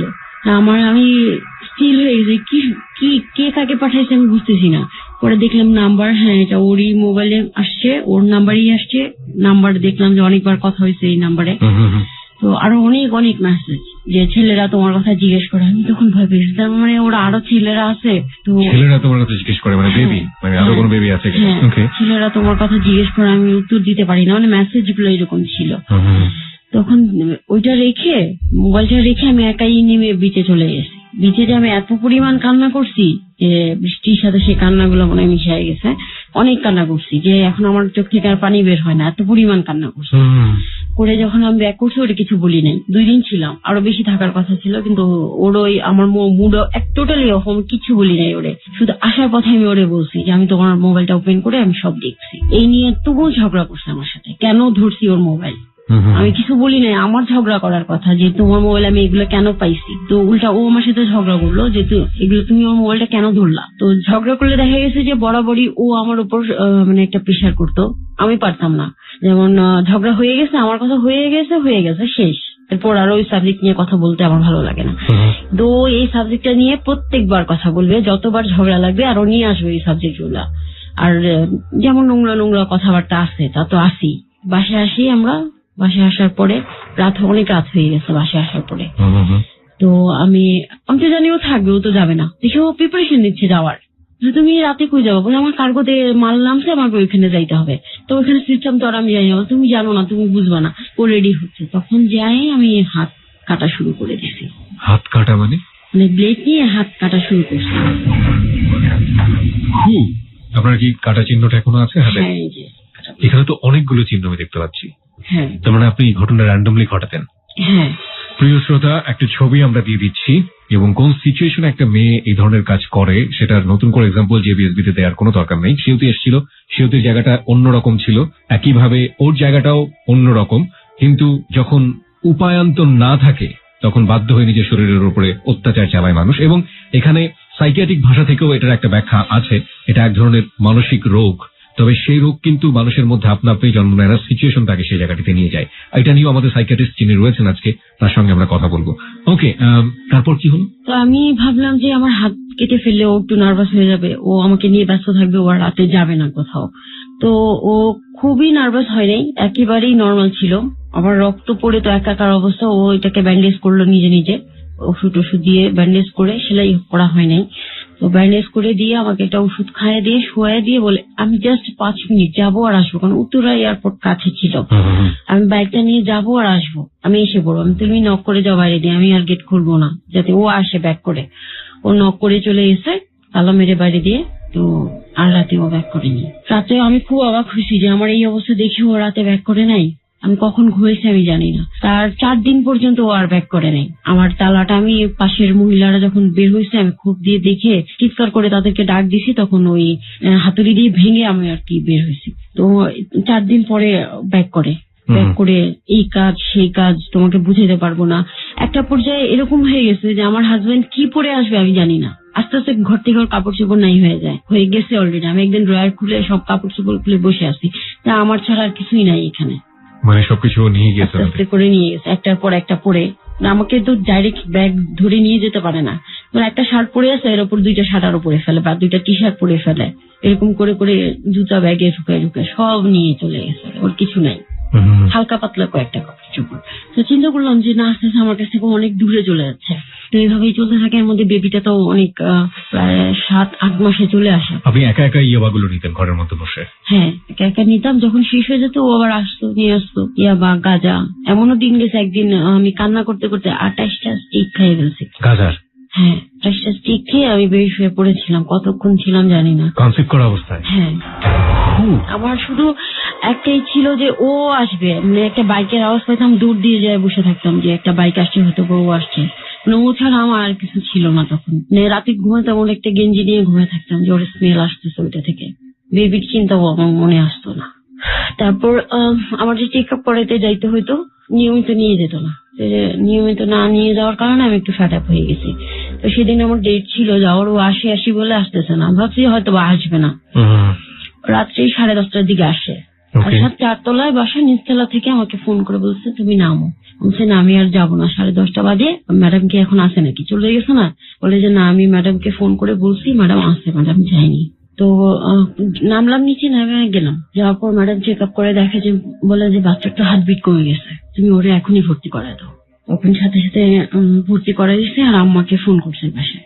রাতে আম্মা চলে আসছে, কালকে অপারেশন হবে। আম্মা আসছে, ছোট বোন আসছে, ওরে অপারেশন হয়েছে। যখন আমার হুঁশ আসতে দেখি বেবিটা যে নিয়ে আসছে আমার কাছে, তো আমি কান্না করে দিছি। তো আমার আম্মা ভাবছে যে আমার ছেলে হয়নি দেখে আমি কান্না করে দিছি। আমার একটা ছেলের খুব ইচ্ছা ছিল, ছেলের ইচ্ছা ছিল এই জন্য না যে ছেলে, এই জন্য ইচ্ছা ছিল যে আমি দেখতেছি আমার পরিস্থিতি ভালো না। তো একটা ছেলে হলে এটাকে আমি যেভাবে ইচ্ছা সেভাবে করতে পারবো, একটা মেয়েকে পারবো না। একটা মেয়েকে খুব সাবধান ভাবে কিন্তু বড় করতে হয়। তো আমার পরিস্থিতি গুলো আমি বুঝতেছিলাম। যেদিন আমাকে রিলিজ দিছে, রিলিজ দেওয়ার পরে পাবেল আমাকে বলতেছে যে আজ আমি পেমেন্ট পাইনি, আমাকে একটা দিন হোল্ড করতে হবে, তোমাদের ওখানে থাকতে হবে। তো ওখানে দেখা গেছে যে বিভিন্ন আয়ারা থাকে না, তো ওরা টাকার জন্য বারবার পেন দেয়। তো আমার কাছে একদম টাকা নেই, আমাকে পেন দিচ্ছে বারবার তারা, যে আমরা চলে যাচ্ছি শুধু এইটুকু বলতেছে। তা আমি তো বুঝতেছি কেন বলতেছে ওরা এই কথাটা। তা আমি বললাম যে খালা আপনারা কালকে আসেন, আমি কালকে যাবো, আমি আজকেও আসছি। বলে আচ্ছা ঠিক আছে, চলে গেছে। পরের দিন সকাল হয়েছে, সকাল সকাল আমরা চলে যাবো, পেমেন্ট পাবে। পেমেন্টও পাইছে, আমাকে ফোন করে বলছে দুপুরবেলা 12টা বাজে যে আমি পেমেন্ট পাইছি। তো আমি সব গুছিয়ে বসে আছি, সে আসে না। খুব রাগ লাগতেছে, ফোনও ধরে না। এতবার ফোন দিচ্ছি, এদিক দিয়ে তো নানান রকম পেইন আসতেছে যে যাবেন কিনা, অফিস থেকে আমাকে নোটিশ পাঠাইতেছে আপনারা যাবেন কিনা। তো আমি ওকে ফোন দিই, ফোন ধরে না। এর মধ্যে আমি আবার আমার ছোট বোনটাকে পাঠাই দিছি বাসায় তো কুকুর ছিল, আমার কুকুরগুলাকে আমি বিক্রি করে দিছি। তো কুকুরের ছিল, বাসার লোম টোম ছিল, বাচ্চা নিয়ে যাব, আমার বোনকে পাঠাইছে একটু পরিষ্কার করার জন্য। তখন আমার বোন বলে যে আমি তো নিচে পাশের রুমে আপুর বাসায় বসে আছি। কেন? বলে যে পাবেল ভাই আসছে, পাবেল ভাইয়া 3-4টা বন্ধু বান্ধব নিয়ে আসছে, রুমের মধ্যে আছে, আমাকে বলছে যতক্ষণ না আমি ডাকি তুই আসবি না। তখন আমার রাগ উঠে গেছে যে আমাকে এখান থেকে রিলিজ না করে ওখানে বন্ধুদের নিয়ে আড্ডা দিচ্ছে, এটা কিভাবে সম্ভব? তখন এটা আমি ধরবো, এটা নিয়ে আমি অবশ্যই একটা ক্যাচাল করবো। তো আমি আমার সিজার বের হতে দিবে না, আমি বের হয়ে আসছি, লুকায় বের হয়ে আসি। আমি ভাঙা রাস্তা, ওই রাস্তা দিয়ে আসছি, বাচ্চা ওখানে রেখে। হ্যাঁ, বাচ্চা আম্মা ওখানে আছে সবাই, আমি আসছি আর ওরা বাইক নিয়ে আরেক গলিতে বের হয়ে গেছে। কাঁচা সেলাই, আমার কাঁচা, আমার কোনো একটা স্পট নাই যে আমার বাচ্চা বেবি হয়েছে। ওই যে আমি আসছি না, 2টা সেলাই ফেটে গেছে। পরে আমি ওই রিক্সা নিয়ে আবার হাসপাতালে যাই। যাওয়ার পরে আমি কিছু বলার আগে সে শুরু করছে আমার সাথে, তুমি কেন বের হইলা, কেন? ওই নিয়ে অনেক ঝগড়াঝাটি হয়েছে। তো এমন বাজে কথা আম্মার সামনে এগুলো বলতেছে, আমার ছোট বোনের সামনে বলে আমার খুব খারাপ লাগছে। আমি আম্মাকে সাইড করে বললাম আম্মা তুমি চলে যাও। আম্মা যাবে না, আমি আম্মাকে ধাক্কায় বের করে দিয়েছি। তখন আম্মা চলে গেছে, ছোট বোনকে নিয়ে চলে গেছে। তো যাওয়ার পর ও তো বাইকে আসছে, এখন আমাকে নিয়ে যাবে। তখন ও ট্যাক্সিতে করে আমাকে বাসায় দিয়ে আসছে। আমাকে বাসায় রেখে ঝগড়াঝাটি হচ্ছে, এর মধ্যে যা যা হওয়ার দরকার সব হচ্ছে, ঝগড়াঝাটি, মারধর করছে ওই অবস্থায় আমাকে। ও আমাকে বাসায় রেখে বের হয়ে যাচ্ছে, তুমি বের হয়ে যাচ্ছ। তখন আমি ওকে ধরে রাখি, এত মারটা খাওয়ার পরেও ধরে রাখি যে তুমি চলে যাচ্ছ, আমি একা কিভাবে বাচ্চাকে রাখবো বা কি করবো। তাহলে আমি আমার বাইক রেখে আসছি হাসপাতালে, ওটা আনতে যাচ্ছি। তো বাইক নিয়ে আসার কথা অ্যাক্সিডেন্ট করছে, সেটাও আমার দোষ, আমি ওকে বদদোয়া দিছি। তো এখন ও আসার পরে অনেক মারধর করলো আমাকে। কোনো ফিলিংস আমার প্রতি ওই মায়াটা ছিল না, কেটে গেছিল ওই নেশা করতে করতে। তো ও যখন আমাকে গালি দিতেছে, তখন না আমার বাচ্চাটা আমার দিকে তাকায়, স্বাভাবিক ভাবে না, একটা বাচ্চা যখন তাকায় অন্যদিকে তাকায় না, ও এক দৃষ্টিতে আমার দিকে তাকায়। আমার কাছে এরকম মনে হচ্ছে, তখন 28 দিন আর কি, ওই দিনের ঘটনা না, পরে আর কি 28 দিনের যে ঘটনাটা বলছি। তো প্রায় যখনই বাসায় আসে ঝগড়াঝাটি, মারামারি, কাটাকাটি এগুলো হচ্ছে, কন্টিনিউ হচ্ছে। আমি ভাবছি বাচ্চা আছে, এখনো কোনো চেঞ্জ না। আর 2 দিন আমার সাথে থাকছে বাচ্চাটা নিয়ে, তারপর থেকে আমি একা বাচ্চা নিয়ে। আম্মা একদিন আমাকে ফোন করছে, করে বলতেছে যে দেখ আমাদের পাশে বাসার এক বাচ্চা মারা গেছে। কিভাবে মারা গেছে? যে রাতের বেলা ওরা আম্মা নাকি পাশ হয়ে শুয়েছে, ওর উপরে হাত পড়ে বাচ্চার শ্বাস বন্ধ হয়ে গেছে। যে তুই আবার এরকম একটা ভুল করবি, অযত্ন করবি, তখন কিন্তু একটা ক্ষতি হয়ে যাবে। তখন আমি চিন্তা করলাম যে হ্যাঁ, আমি তো ঠিক মতো রান্নাও করি না, আমি খাই না, দাই না, একটা বাচ্চার তো প্রপারলি একটা দরকার আছে, আমি তো সেটা করতে পারতেছি না। পরের দিন আর কি আমি বাচ্চাকে রেডি করায় আমি বাচ্চাকে নিয়ে চলে গেছি আম্মার কাছে। আমাকে আমি জাস্ট সিঁড়ির মধ্যে দাঁড়ায় আমি কোলে দিছি, আমার মনে পড়ে কথাটা, কোলে দিছি বাচ্চাটাকে, দিয়ে বললাম যে আমার রাখো, ওর বাবাকে নিয়ে এসে আমি নিয়ে যাবো। তারপর লং টাইম পার হয়ে গেছে, আমার বাবাকে নিয়েও যেতে পারি, আমি বাবুও আনতে পারি না এখন পর্যন্ত। Long time. প্রিয় শ্রোতা, কিন্তু আমাদের অনুষ্ঠান এখনই শেষ হচ্ছে না, আমাদের অনুষ্ঠান আরো সামনের দিকে যাবে, কারণ এই লং টাইমের গল্পে আজকে ওর যে মেয়ে, সেই মেয়ে কোথায় দাঁড়িয়ে আছে এবং ও শাহানা কোথায় দাঁড়িয়ে আছে সেটাই দেখার বিষয়। শুধুমাত্র নেশা নাকি আরো অন্য কিছু? সামনের দিকে যাই আমরা। মেয়েটার নাম কি রাখলেন? জান্নাত। তারপর ওর এখানে মার এখানে রেখে দিলাম, রেখে আমি ওর পিছনে ছুটলাম। ও কোথায় যায় কোথায় না যায়, ওর হাতে পায়ে ধরা, কান্নাকাটি করা, যেভাবে আমি ওরে পারি আমি ওকে আনবো। একটা মেয়ে মানুষ চাইলে নাকি পারে না এমন কিছু নাই। তো এই জিনিসটা ভিতরে কাজ করতো আমার। তো আমি হাতে পায়ে ধরা থেকে শুরু করে কোনো কিছু বাদ নেই, কান্নাকাটি, হাত কাটা, পা কাটা, কিভাবে ওরে আমি পারবো আমার কাছে রাখতে, কিভাবে পারবো ওরে আমি ফিরে আনতে। কিন্তু হ্যাঁ, আসতো আমার কাছে, যখনই আসতো আবার নিয়ে আসতো, একটা দুইটা রাত আমার সাথে থাকতো, আবার চলে যেত। পরবর্তীতে ওর মানি ব্যাগের মধ্যে আমি একটা ছবি পাইছি। ওকে, সব বিস্তারিত আমি জানতে পারছি। একটা মহিলা, দুইটা বাচ্চার ছবি পাইছি। বাচ্চা দুটো, একটা 10 বছর, একটা 12 বছর হবে। তো ওই মহিলাটার হাজবেন্ড নাই, ওই মহিলার সাথে ওয়ার্ড হয়েছে, ওনাদের বাসায় থাকে, বাচ্চাদেরকে স্কুলে আনা নেওয়া করে, সবকিছু আর কি। ওইখানে একটা মানে গার্জিয়ান হয়ে গেছে, এই জন্যই আমার এখানেও আসে না। কিভাবে জানলেন? জানলাম ওই যে আমি মেসেজ তো পাইছি আগেই, অনেক আগেই পাইছি।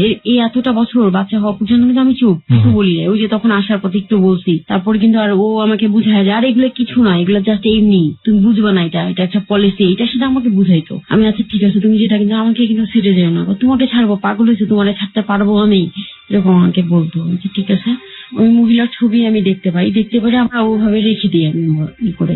তারপর আমি ডিভোর্স কাগজ পাই, আমাকে ও ডিভোর্স দিয়ে দিছে। মানে ওই মহিলাকে দেখাইতে হয়েছে ওর যে ওর বউকে ও ডিভোর্স দিয়ে দিছে, মহিলা দেখতে চাইছে। তো ওই কাগজটা আমি দেখছি। কিভাবে দেখি? ওর মানি ব্যাগে দেখছি। তার মানে মহিলার কাছে জায়গা করে নিতে আপনাকে একটা ফলস ডিভোর্স করে তারপরে ওই মহিলার কাছে জায়গা করে নিতে হয়েছে, যেটার আমি সাইন টাইম কিছুই করিনি। তো এটা পাওয়ার পরে অনেকদিন পরে আমি অবশ্যই এই ব্যাপারটা ওকে বলছি, যখন আরো ওরে হারানোর ভয় আমার ভিতর থেকে চলে গেছে, তখন আমি বলছি, বলে যে এটা তো এমনি করছি আমি, এটা তো আবার রিনিউ করা যাবে। এটা কি, তুমি কোন প্রোডাক্টের কাগজ পাইছো যেটা আবার রিনিউ করে নিবা তুমি? তো এটা দেখার পর আমি চুপ করেছিলাম যে এখন কিছু বলতে গেলে আবারও চলে যাবে। তখন হয়তো একটু 3-4 দিন 5 দিন ধরে আমার কাছে আসে, কিছু বললে আবার চলে যাবে, এই জন্য আমি আবার কিছু বলতাম না। কিন্তু যত কিছুই হোক, এই ইয়াবা ছাড়া আমার কাছে ও নেই, যতক্ষণ আমার কাছে আছে ইয়াবা আসে, এরকম একটা ব্যাপার। হয়তো ওখানে যেয়ে খেতে পারে না, আমার এখান থেকে ভরপুর খেয়ে তারপর ওখানে যায়ও, এরকম একটা আমি একটা আইডিয়া করে নিছি। তারপরেই তো ওই মহিলার সাথে তার আলটিমেটলি রিলেশনশিপটা কি ছিল, আপনি কোনো কিছু জানতে পেরেছেন? বিয়ে করছে। আপনি কি অনুমান করে বলছেন? তার মানে আপনি এখন পর্যন্ত স্টিল ক্লিয়ার না ওই মহিলার কোনো নাম্বার ছিল আপনার কাছে? কোথায় থাকতো ওই মহিলা, কি অবস্থা? নাম্বার তো ওর মোবাইল থেকে আমি নিয়েছি, কিন্তু আমি কখনো ফোন দেইনি। কখনো আপনি ফোনও দেননি তাকে? কেন দেননি? আবার জানলে তো ওরে তো যদি বলে দেয় তখন তো আমার একটা সমস্যা হবে না? আয়সা তো আবার আমাকে মারধর করবে বা ঝগড়াঝাটি করবে, এই জন্য আমি মহিলারে কিছু বলিনি বা মহিলাকে ফোনও দেইনি। আপনি কত বড়, মানে really honour my guest, but আপনি যে কত বড় মাপের বোকা, আপনি কি এটা বুঝতে পারছেন? হ্যাঁ, এখন বুঝি। এখন বুঝেন। দিস ইজ দ্য থিং, প্রিয় শ্রোতা, মানুষ যখন বোকা হয় তখন আসলে বুঝে না, বোকার রেজাল্টে যখন হাতে পেয়ে যায় তখনই মানুষ বুঝে আসলে কত বড় বোকা সে ছিল। ওকে, তারপর কি হলো? তারপর এই তো এইভাবে চলতেছে, উনি ওখানে থাকেন, এখানে থাকেন, মিলা টিলা থাকেন। তো একদিন আমাকে ও বলতেছে যে ওখানে নিশ্চয়ই কোনো একটা ঝগড়াঝাটি হয়েছে, বা ওই মহিলাটা কোনোভাবে কোনো প্রুফ পাইছে যে আমার সাথে ও আছে এখন পর্যন্ত। তো একদিন আমাকে বাসায় আইসা থাকতেছে, খুব আদর যত্ন করতেছে। সেদিন আমাকে বলতেছে একটা হেল্প করবো আমাকে। কি ধরনের হেল্প? বলে ওই মহিলাটাকে ফোন করে একটা জিনিস বলতে হবে।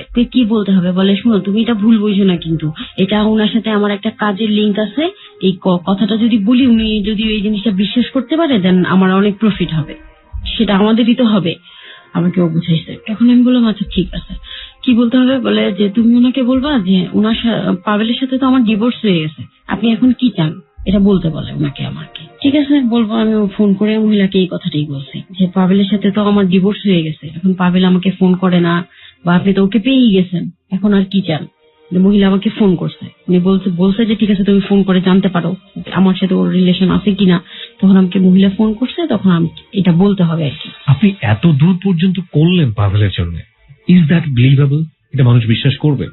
একটা মানুষ, যে মানুষটা ঘর ছেড়ে মানুষটার জন্য চলে আসলো, যে মানুষটা সংসার করছে, যে মানুষটা বছরের পর বছর একটা মানুষের হাত ধরে, একজন ইয়াবাখোর, এবং যার মাসের পর মাস কোনো খবর নেই, ঠিক মতো সন্তানের দিকে তাকাচ্ছে না, হাসপাতাল থেকে রিলিজ করছে না, এইরকম একটা মানুষ আপনাকে বলতে বলে আপনি বলে দিলেন?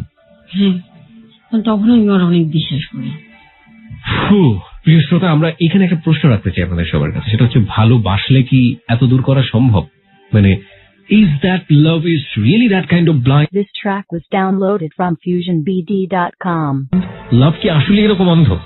আমরা একটা এসএমএস পড়ে দিতে চাই, this is very very important. আপনারা যদি মনে করেন ও যা করেছে, একটা মানুষকে ভালোবেসে এতটা অন্ধ হওয়া যায়, তাহলে আপনি লিখবেন ইয়েস। এবং আপনি যদি মনে করেন যে না, এটা আসলে আনবিলিভেবল, ভালোবাসলেও এতটা বোকা হওয়া যায় না, তাহলে আপনি লিখবেন নো। যদি নোর পার্সেন্টেজ বেশি হয়, আমি এগেইন রিপিট করছি, যদি নোর পার্সেন্টেজ বেশি হয়, যদি 50%-এর 1%ও বেশি হয়, তাহলে স্টোরিটা এখানেই শেষ হয়ে যাবে। আমরা সামনের দিকে আগাবো না, কারণ আমরা চাই বেশি শতাংশ মানুষ বিলিভ করতে হবে, এবং যেহেতু আপনার হাতেই পুরোপুরি গল্প থাকছে, সুতরাং আপনি এখানে মতামত জানাতে পারেন। যেভাবে আপনাকে SMS করতে হবে, আপনি প্রথমে লিখবেন ABC, আমাদের স্টেশনের নাম ABC স্পেস। আপনি যদি মনে করেন ও যা বলছে সেটা সত্য, সেটা করে, মানুষ প্রেমে পড়লে এরকমই বোকা হয়, তাহলে আপনি লিখবেন ইয়েস। আপনি যদি মনে করেন যে না, ও যা বলছে সেটা মাত্রা অতিরিক্ত মিথ্যা কথা বলছে এবং এটা আসলেই মেনে নেওয়ার মতো না, তাহলে আপনি লিখবেন নো। আর যারা ইয়েস নোর মাঝামাঝি আছেন তারা লিখবেন নো কমেন্টস। প্রথমে লিখবেন ABC স্পেস ইয়েস অথবা নো, এরপর পাঠিয়ে দেবেন 2221 নম্বরে। আমি আবারও বলছি, প্রথমে লিখতে হবে ABC স্পেস ইয়েস অথবা নো, এরপর লিখে পাঠিয়ে দিতে হবে 2221 নম্বরে। একটু পরে আমরা কম্পিউটারের কাছ থেকে জেনে নেবো SMS পোলের রেজাল্ট। আপনি এটা বললেন ওই মহিলাকে, তারপর ওইটাকে বললাম, তারপর ওদের রিলেশনটা আবার ভালো হয়ে গেছে। পরে আমি বুঝতে পারছি আর কি ব্যাপারটা, রিলেশনটা আবার ভালো হয়ে গেছে। একদিন আমার একটা বান্ধবী আমাকে বলে, পাবেল কোথায়? তো বললাম, পাবেল কোথায়? কাজে ব্যস্ত। কাজে আছে, এই টাইমে কি মানুষ ঘুরে থাকে নাকি? বলে যে সত্যি করে বলো কই? কাজে আছে। তুই জানিস না? না কই, আমাকে না জানি না। বলে না, ওকে আমি দেখলাম মার্কেটে 2টা বাচ্চা একটা মহিলার সাথে। তখন যাই হোক, কথাটা আমি ঘুরে করে গেছি। তো যে আমি আমার একটা বান্ধবীর কথা বললাম, যে বান্ধবীটা সেহিলি, ওর এখানে নিয়ে গেছে। আমার এমনও দিন গেছে যে ও ক্লাস করতেছে, আমার পিছনে বসে রাখছে, যে আমি বাসায় একা একা বোর ফিল করবো, এমনও সময় গেছে। তো দেখা যায় গার্লস হোস্টেলিটিতে পড়তো। তো ওইখান থেকে নিউ মার্কেট কাছে, আমরা নিউ মার্কেটে আসছি। আর পাবেল আমাকে বলে বাসা থেকে বের হয়েছে যে ও চিটাগংয়ে যাবে, ওদের গ্রামের বাড়ি চিটাগংয়ে, ওখানে যাবে। তো রাস্তা যখন পার হচ্ছি আমরা, তখন আমি দেখি পাবেলকে, ওর বাইক, ওর জ্যাকেট, লেদারের জ্যাকেট পরা পাবেল। ও তো আমাকে বলছে যে ও চিটাগং যাচ্ছে। তা আমি পাবেল বলে ডাক দিছি, ও এমন জোরে বাইক টান দিছে, আমি ওর পিছনে দৌড়াচ্ছি। মানে নিউ মার্কেটের মতো একটা জায়গার মধ্যে আমি দৌড়ে দিছি। কেমন বিশ্রী একটা ব্যাপার না? আমি দৌড়াচ্ছি, আমি অনেকক্ষণ যাওয়ার পরে ও তো বাইকে টেনে চলে গেছে। পরে আমি বললাম, কি করলাম এটা? আমি এত দূর দৌড়ে চলে আসলাম। তারপর আমি আবার ব্যাক করি, ওরে ফোন করি, মোবাইল সাথে সাথে অফ করে দিছে, মোবাইল বন্ধ বন্ধ বন্ধ। পরবর্তীতে জিজ্ঞেস করলাম, অস্বীকার করলো যে না। তখন আমি বুঝতে পারি, আমি বলছি না, আমার ভুল হইতে পারে, কিন্তু তখনও যদি জিনিসটা আমি বিশ্বাস করতে পারতাম, হয়তো কাহিনীটা এত দূর। মোবাইলটা কেন বন্ধ রাখতো? ওর মোবাইল বন্ধ থাকতো, ম্যাক্সিমাম টাইম ওর মোবাইল বন্ধ থাকতো। জিজ্ঞেস করলে কি অ্যান্সার দিত? নেটওয়ার্ক নাই, চার্জ নাই। কি বলবো, আমি স্পিচলেস। আপনি কি ওকে এতটাই লাভ করতেন? মানে এতটাই ব্লাইন্ড ছিলেন ওর প্রতি? সবকিছু প্রমাণ পেয়ে গেছেন, তারপরেও আপনি ওর জন্য ওয়েট করে যাচ্ছেন, ওয়াই? যদি ভালো হয়ে যায়, মানুষের বয়সের অনেক সময় অনেক কিছু করে, ওর একটা সময়ের সাথে চেঞ্জ হয়ে যায়। তো দেখা যাবে যে ও এখন এমন আছে, আমি চলে যাব, চেঞ্জ হলে হয়তো আমি থাকবো না, তাহলে আমি একটু ওয়েট করি। এরকম মনে হতো আমার কাছে? এরকম মনে হতো যে ওয়েট করি, ওর বয়স বাড়লে ও চেঞ্জ হয়ে যাবে। মানুষ তো সবসময় একরকম থাকে না, এরকম একটা ব্যাপার। একজন চিন্তা করছে যে ওর বয়স বাড়লে ও ঠিক হয়ে যাবে, তার মানে কতটা বয়স্ক চিন্তা। আর আরেকজন যে বয়সের জন্যই ভুল করে যাচ্ছে একের পর এক, সেটা তাকে কে বোঝাবে? সেটাই আসলে ফ্যামিলি স্কুলিং এর জায়গাটা খুবই খুবই শক্তিশালী, এবং যে স্কুলিংটা আমাদের শাহানার জীবনে একেবারেই জিরো ছিল। যাই, তারপর আপনার কি হলো? তারপর চেষ্টা করে যাচ্ছি এর মধ্যে। তো আমরা এর মধ্যে বাসাটা চেঞ্জ, ও যেহেতু চাকরিটা ছেড়ে দিছে, উত্তরা থেকে বাসাটা চেঞ্জ করে ফেলতে যাচ্ছে। তো উত্তরা থেকে চেঞ্জ করে ও নিয়ে আসছে মোহাম্মদপুরে। আচ্ছা, ওকে মান্থলি খরচগুলো দিত? মান্থলি যে এক্সপেন্স গুলো হতো সেগুলো দিত? ওকে, উত্তরা পর্যন্ত দিয়ে গেছে। ওকে, তারপর মোহাম্মদপুরে আসলো। মোহাম্মদপুর কেন আসলে? উত্তরাও থাকতে যাচ্ছে না। উত্তরাও থাকতে চাচ্ছে না? আপনি তাকে জিজ্ঞেস করেননি যে মোহাম্মদপুরে থেকে কি হবে? না, আসবে এখানে। ওর একটা ছিল যে ও তো কার্গোতে কাজ করে, যদি আমি ওখানে যাই, কারণ কাছে আছে। ওকে, যেমন ও আমাকে বললো, এখন আমি অফিসে, আমি যাব দেখার জন্য বা খোঁজ নিব, আর এত দূরে থাকলে আমি যেতে পারবো না। আমার যেটা হয়েছে, প্লাস এখান থেকে ও যেসব জিনিসপত্র গুলা খায়, এখান থেকে ওর সব নেটওয়ার্কটা খুব কাছাকাছি, হাত দিলেই সবকিছু পাচ্ছে। ওকে, এই জিনিসগুলা আসলে ছিল। তো মোহাম্মদপুরে এক বাসায় উঠি আমরা। ওখানে উঠার পরে দেখা গেছে যে আমি তখন ওর একটু প্রেশার করি। তখন অনেকটা সময় পার হয়েছে, বেবির 1-1.5 বছর হয়ে গেছে। তখন একটু প্রেশার করি যে দেখো, আমার না হোক, আমার দরকার নেই, কিন্তু বাচ্চাটার তো দাদা দাদির একটা সম্পর্কের দরকার আছে, ওকে একটু নিয়ে যাও বাসায়। ও নিয়ে যেতে চাইতো না। তো ওর একটা ফ্রেন্ডের কথা বলতো, যে ওর অনেক ছোটবেলার ফ্রেন্ড আরিফ নাম করে, অনেক ক্লোজ ছিল, অনেক গল্প শুনছি আমি। তো হঠাৎ করে একদিন বলে আরিফ আসছে। তো আমার আরিফের প্রতি ওর গল্প শুনে এটুকু ফেক ছিল যে আরিফ এরকম না। পরে আমি বলে বাসায় আসতে বললো। পরে বাসায় আসছে, আরিফের সাথে গল্প টল্প হলো, বুঝলাম যে ছেলেটা। তো আমি আরিফের সাথে কথা বললাম, বলে বুঝলাম যে না, ছেলেটা অনেক ভালো। তখন তার সাথে আমি ব্যাপারটা শেয়ার করলাম যে বাবুকে তো তার দাদা দাদির কাছে নিয়ে যেতে হয়। তখন ওর ফ্রেন্ড ওকে অনেক বলার পর একদিন আমি জিদ করে ধরলাম যে আজকে যেতেই হবে। তো বাবুকে রেডি করে আমি সহ ওদের বাসার নিচে গেলাম। নিচে যেয়ে ওর যে ভাই আছে, ওর ভাই তো জানতো, ওর ভাই আবার জানতো যে আমাদের বিয়ে হয়েছে। একদিন আসছে ওর ভাই আমাদের বাসায়, তো ওর ভাইয়ের কুলে বাচ্চাটাকে দিয়ে উপরে যেয়ে ও গেট থেকে চলে আসছে দেখে, মানে ভয়ে কি বলে না বলে। তো ভাই বাসার ভিতরে ঢুকে বাচ্চাকে রেখে বললো এই নাও ধরো। তো যে কার বাচ্চা বলে পাবেলের বাচ্চাটা। বাচ্চাটাকে দেখি ওর ফ্যামিলি খুব, আর ওর ফ্যামিলিটা আমি ঢুকার পরে যতটুকু দেখছি খুব নরম, ওরা খুব ভালো আসলে।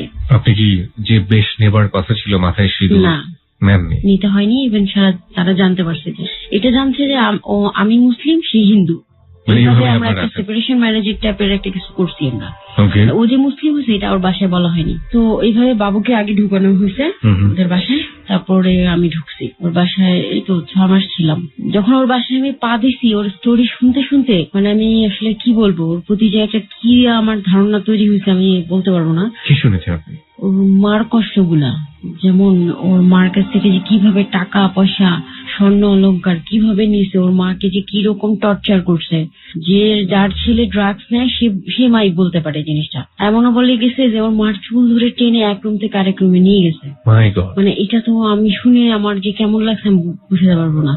আর ওর বাবারেও তো বলে, ওর আম্মা আমাকে আর কি দরজার মধ্যে, হয়তো শেয়ার করার মতো কাউকে পাই নাই, আমাকে পেয়ে সবকিছুই বলে যাচ্ছে। দরজার মধ্যে একটা দাগ দেখাইতেছে যে দেখো দাগটা দেখছো, মানে একটা বাসায় ওরা প্রায় 40 বছর দেখাইতেছে যে দেখো বাবাকে কোপ দিতে গিয়ে কোপটা দেয়ালে লেগে গেছে, মানে দরজার মধ্যে লেগে গেছে। তার মানে ও অনেক আগে থেকে এই জিনিসটা ছিল ওর ভিতরে। তো মানে কত রকম কত ভাবে কত কিছু করে বাসা থেকে টাকা পয়সা নিছে, এগুলো আর কি সব আমি জানতে পারি ওর বাসা থেকে। যেখানে মানে ওর কোনো অবস্থান নাই, এখন আমারও কি অবস্থান থাকতে পারে সেটা তো আমি নিজেই টের পাইছি। ওরে আমি অনেক বলছি যে দেখো তোমার মা তোমার প্রতি অনেক ক্ষিপ্ত, আমরা ওরা হ্যাপি না, কারণ এর একমাত্র কারণ হচ্ছে তুমি তোমার বাবা মাকে অনেক কষ্ট দিছো। বাবা মার দোয়া কিন্তু অনেক দরকার। আমিও আমার মার সাথে অনেক দুর্ব্যবহার করছি, কিন্তু আমার মার কাছে আমি ক্ষমা চেয়ে নিছি। তখন আমার বোধ হয়েছে যে না, এটা চাওয়া উচিত আমার মার সাথে। আমি এরপর থেকে কোনোদিন আমার মাও বলতে পারবে না আমি তার সাথে কোনো দুর্ব্যবহার করছি। তো আমি ওকে প্রায় বলতাম মার কাছে মাপ চেয়ে নাও, মাপ চেয়ে নাও, বলতে বলতে বলতে বলতে ও কখনোই মাপ চাইনি। তো এর মধ্যে আমরা ডিটাচ হয়ে গেছি। ওর বাসাতে একদিন তুমুল ঝগড়া হয়েছে। মানে কিছু কিছু পয়েন্ট আছে ও জানে আমার, যেগুলা বললে আমার মাথা নষ্ট হয়ে যায়, আমিও মেন্টালি সিক হয়ে যাই। আমি যে একটা টোটালি ভালো ছিলাম তা কিন্তু না। আমি ওর সাথে অনেকদিন ড্রাগস নিয়েছি, বাসায় ঢুকার পর আমি কিন্তু ড্রাগস নেওয়া বন্ধ করে দিয়েছি। ওর বাসায় যখন আমাকে ও ঢুকাইছে তো তখন আমি একটা জব নিয়েছি। ওর শ্বশুর বাড়ি সবাই পছন্দ করে জব করাটা। তো বাবা আমাকে একটা জব নিয়ে দিচ্ছে, মানে আমার শ্বশুর, আমি তো বাবা নেই, ওনারে আমি বাবার মতো দেখি। তো উনি আমাকে একটা জব নিয়ে দিচ্ছে, আমি জব করি। জবের পরের দিন ও আমাদের একটা মিটিং ছিল, যেদিন আর কি ঝগড়াটা হয়েছে আমি বের হয়ে আসছি সেদিনের ঘটনা বলছি। আমি এখন ছিল যে আমি জবে যেতাম, আমার শাশুড়ি আমার বাচ্চাটাকে রাখতো, আবার ব্যাক করে আসতো, খুব ভালো লাগতো আমার ওই ইয়েটা। তো ও রাতের বেলার পরের দিন আমাদের একটা মিটিং ছিল, বলছে অবশ্যই জানি আমরা সবাই যাই, মিস না করি। সকাল 9টা বাজে রাত্রেবেলা আসছি।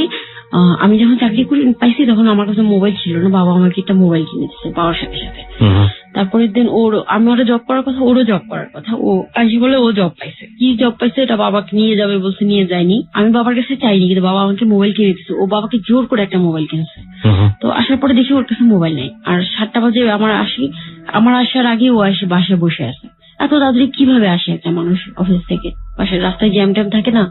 তো যাই হোক, ওর কাছে মোবাইল নেই। কোথায় বলে মোবাইলটা আমার হাত থেকে পড়ে গেছে, আমি ওটা ঠিক করতে দিয়ে আসছি। ঠিক আছে, রাত্রে সব খাওয়া দাওয়া করে আমরা ঘুমিয়ে গেছি, ওই আবার বের করছে। বললাম তুমি এটা পাইলে কোথেকে, টাকা পাইলে কোথেকে? তুমি তো বাবার কাছ থেকে 100 টাকা 50 টাকা করে নিয়ে চলতেছো, টাকা পাইলে কোথেকে? ও তোমার মোবাইলটা নেই, আমার মাথায় ঢুকে গেছে সবকিছু যে তুমি মোবাইলটা বিক্রি করছো না। ওর ফোর্স করতেছি, ফোর্স মানে আদর করে ফোর্স করতেছি যাতে ওর সত্যিটা আমি ওর কাছ থেকে জানতে পারি। তখন আমাকে বলে যে হ্যাঁ আমি মোবাইলটা করছি, তো সমস্যা নেই, আমি কালকে নিয়ে এসে বলবো। বাবা বলছে ঠিক আছে তুমি খাও, আমি খাবো না। তখন আমাকে বলছে খাবো না কেন? খাও, খেতে হবে। বলছি না আমি খাবো না, আমার ভালো কালকে মিটিং আছে আমার। সমস্যা নেই, খেয়ে ঘুমায় পড়ো, সমস্যা কি? আমাকে খুব জোর করতেছে। তারপর আমি খাইছি, আমারও তো একটা টান ছিল ওইটার প্রতি। আমি খাইতেছি আর বলতেছে ওই রুমে গন্ধ যায়, পাশের রুমে বাবা মার রুমে গন্ধ যায়। আরে কিচ্ছু হবে না, আমার বাড়ি না, আমি থাকি না, আমি জানি না, আমাকে এইভাবে বলতেছে। খাওয়ার পরে তখন আমি ঘুমায় পড়ছি। ওর কোনো কথা আমি আর কানে নিয়ে ঘুমায় পড়ছি। 7টা 7:30টার দিকে আমি ঘুম থেকে উঠে গেছি। উঠে যেয়ে ওকে ডাকতেছি, কারণ ওর অফিসে যেতে হবে না। এই তো আমি ওকে ডাক দিয়েছি আর শুরু করলাম আমার সাথে। মানে এইটার অপেক্ষায় মনে হয় ও ছিল। এমন ঝগড়া শুরু করলো আমার সাথে, এমন কিছু আমার কথা আছে যেগুলো আমার একদম পছন্দ না, ওই কথাগুলো বারবার বলতেছিল, আমার মেন্টালি বিগড়ে গেছে একেবারে। তখনই আমিও অনেক চিৎকার চেঁচামেচি করছি, বাসা থেকে ভাইয়াকে ডাকানো হয়েছে, ভাইয়া গেছে বাসায়। তখনও আমাদের ফ্যামিলিটা জানছে যে এরকম হিন্দু মুসলিম মিলাই টিলাই থাকতেছে, আমার ফ্যামিলি একদমই পছন্দ করে না আমাকে। তখন ভাইয়া গেছে বলে মানে ফ্যামিলি কাউকে ছাড়া আমাকে দিবে না। তখন ভাইয়া গেল, ভাইয়ার সাথে আমি চলে আসলাম। চলে আসতে আবার রাত্রে আমি আবার ব্যাক, পরে রাত্রে ওর সাথে আমার কথা হয়েছে। কথা হওয়ার পর মাঝখানে আমি বলতে চাই না আমার ফ্যামিলির সাথে আমার একটা বাজে ঝগড়াঝাটি হয়েছে। এই চলে আসছি তারপর 2-1 দিন পরে। ওকে, মানে আপনার ফ্যামিলিও আপনাকে অ্যাকসেপ্ট করছে না, তাই তো? হ্যাঁ, তো এখন হয়েছে হওয়ার কিছুদিন পরে ওই যে আমি ওর সাথে ঝগড়া করে চলে আসছি, এর সাথে পরে ওদিন আমার রাত্রে ও চলে আসছে আমার কাছে। ওই দিন রাত্রে আমার কাছে ও আসছে, আসার পর রাত্রে আমরা একসাথেই ছিলাম। আমার অফিস কিন্তু বাদ হয়ে গেল, মানে এই যে একটা, হ্যাঁ জব আমি বাদ করে দিলাম। যে একটা পেইনের কারণে আমি জবটা বাদ করলাম। আমার কথা হচ্ছে একটা জিনিস করবো রেগুলার, তোমার ওটা করতে হবে, যাইতে হবে, এটা মাথা ঠান্ডা রেখে করতে হবে, কিন্তু ওর জন্য আমি ওটা বাদ দিয়ে দিলাম যে না আমি আর ওটা করবো না। তারপর রাতে ছিল পরের দিন ওর আসার কথা, আমার কাছে কেন যেন মনে হচ্ছিল, কেমন যেন লাগতেছিল আমার। আমি তোমার কথা দাও, কসম কেটে দাও তুমি আসবা। বলে হ্যাঁ আমি আসবো। তো সেদিন ওর নাম্বার বন্ধ, হঠাৎ করে আমার নাম্বারে একটা কল আসছে। আমি তখন মার বাসায় চলে গেছি। আমার নাম্বারে একটা কল আসছে যে পাভেল তো অ্যারেস্ট হয়েছে। পাভেল অ্যারেস্ট হয়েছে। প্রিয় শ্রোতা, আমরা এসএমএস পোলের রেজাল্ট এই পর্যায়ে জেনে নিতে চাই। আমরা একটু আগে খুব ক্রুশিয়াল একটা মোমেন্টে এসএমএস দিয়েও করাইছি, আননোন একটা নাম্বার থেকে এসেছে। তো আমি তো মানে কি বলবো যে ও অ্যারেস্ট হয়েছে আমার কাছে, তো আমি তো কান্নাকাটি করে অস্থির। আমার বাসা থেকে বলতেছে না তুমি যাবা না, একদম তুমি যাবা না, না আমাকে যাইতে হবে।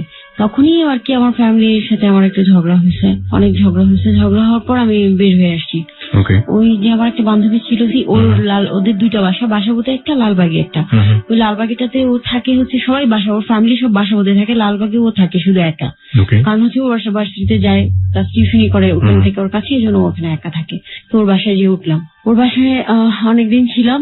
একটা মানুষকে তখনই বোঝা যায় যখন কাছাকাছি যাওয়া যায়। তো অনেকদিন থাকার পর হঠাৎ একদিন সে বললো সে মার বাসায় চলে যাবে আর কি।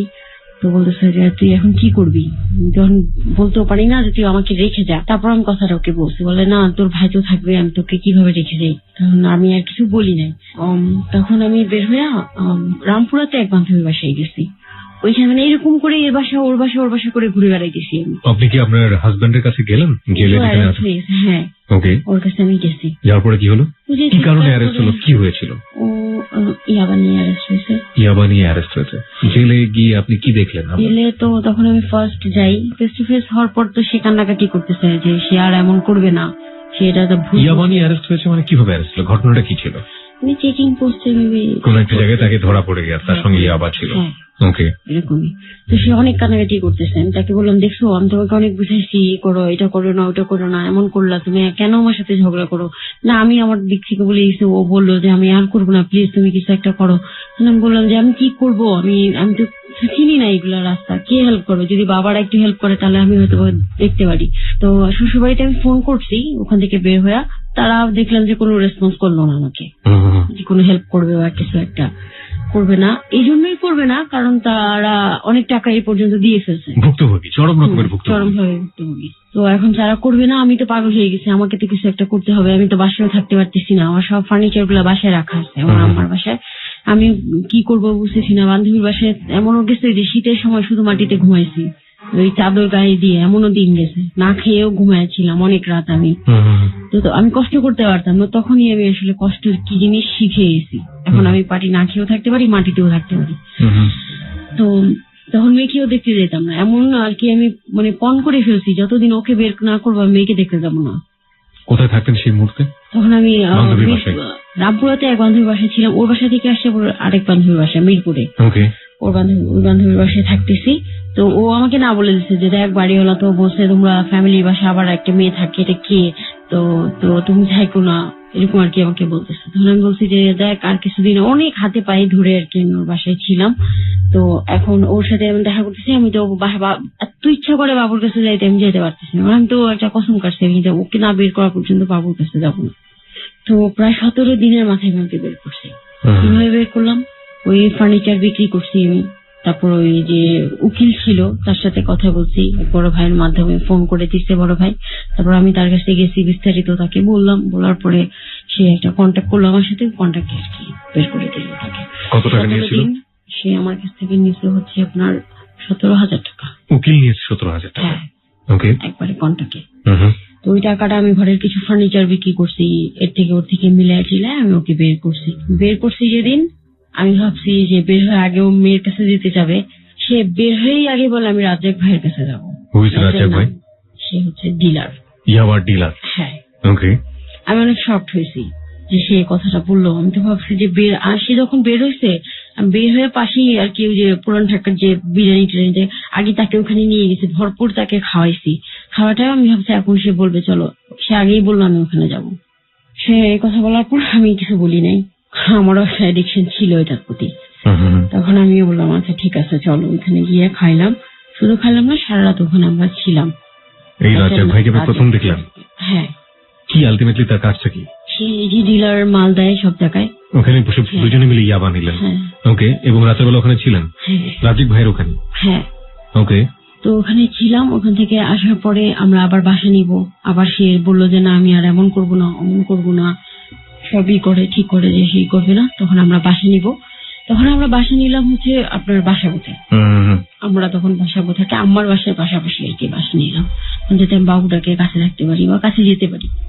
আমি কিন্তু খাচ্ছি, কিন্তু আবার চেষ্টাও করে যাচ্ছি বাবুর কাছে যেতে। একদিক দিয়ে খাচ্ছি আর একদিক দিয়ে চেষ্টা করতেছি বাবুর কাছে যেতে, একদিকে হইতে পারতেছি না আমি। তো তখন আমি ওখানে বাসা নিলাম। তখন এই কারণে আমি বাসাটা নিলাম, কারণ ওর পরিচিত জায়গায় বাসা নিলেও চাইলেই হাত বাড়াইলে পাওয়া যাবে এটা, আর ও খাইলে আমি খাবো, ও ছেড়ে দিলে আমি ছেড়ে দিব। তো আমি ওখানে বাসা নিলাম। কিভাবে যেন ও খোঁজ করে ওখানে ও একটা নেটওয়ার্ক বানিয়ে ফেলছে। ওখানে ও চাইলে মাত্র নিয়ে আসতেছে, ও কিনে দিয়ে যাচ্ছে, এরকম একটা ব্যাপার হয়ে গেছে। মানে দেখা গেছে আমাদেরই এলাকার মধ্যে পরিচিত মানুষ থাকে না, কিন্তু আমি একটা মেয়ে মানুষ, আমি তো তার সাথে কথাও বলি না। দেখা যাচ্ছে কেমন আছো, ভালো আছে, ভাইয়ার বন্ধু বান্ধব, সে তাদের সাথে খুব ক্লোজ হয়ে তাদের সাথে মানে একটা বের করে ফেলছে। তারা যে খায় আমরা কখনো জানি না, আমি যে খাই তারাও কখনো কল্পনাও করতে, সেখানে যে ছড়াই ফেলছে যে আমি খাই। ওই এলাকাটার মধ্যে আমার ফ্যামিলি, আমার ভাইয়ের সবাই জেনে গেছে আমি খাই, যেটা এতদিন আমি কাউকে বলি নাই। আমার বাসা থেকে আমার আরো মানে হেট করা শুরু করছে, বাচ্চাকে বসে আর দরকার নেই, তুমি যাও, তোমার মতো তুমি থাকো, বাচ্চা আমরা দেখতেছি, এরকম একটা হেট করে ফেলছে।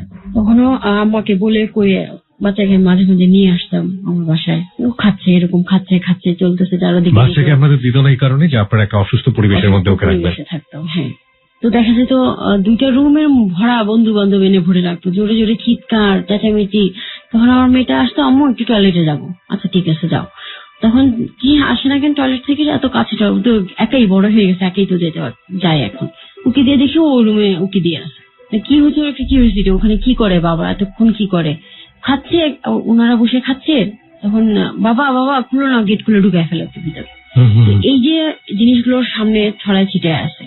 হঠাৎ করে আমি একদিন দেখি আমার মেয়ে ওই টাকা দিয়ে মুড়াইতেছে, টাকাটা যেভাবে আর কি, এটা মানে খাওয়ার সময় একটা পাইপ বানানো হয় না, ওরকম করে অনেক কিছু, মানে আপনার মেয়েটা বানাচ্ছে। ওকে, হয়তো ওর বাবাকে ও দেখছে, আমি তো ভুলেও প্রশ্ন আসে না বাবুর সামনে কিছু করি, বাবাকে দেখছে কিছু একটা করতে। এমনও দিন গেছে যে আমি বারবার বলি বাবুর সামনে তুমি কিছু ঘরের মধ্যে গাঁজা বানায় গাঁজা খাচ্ছে, গন্ধটা পুরোটা ফ্ল্যাটে ছড়া যাচ্ছে। তো বাইরে যায় খেতে পারে, ছাদে যায় খেতে পারে, খাইতেছো খাও, আমি তোমাকে না করবো, কিন্তু বাইরে যেয়ে সে ঘরের মধ্যে বসে খাবে, বাবুর কথা একদম চিন্তা করে না।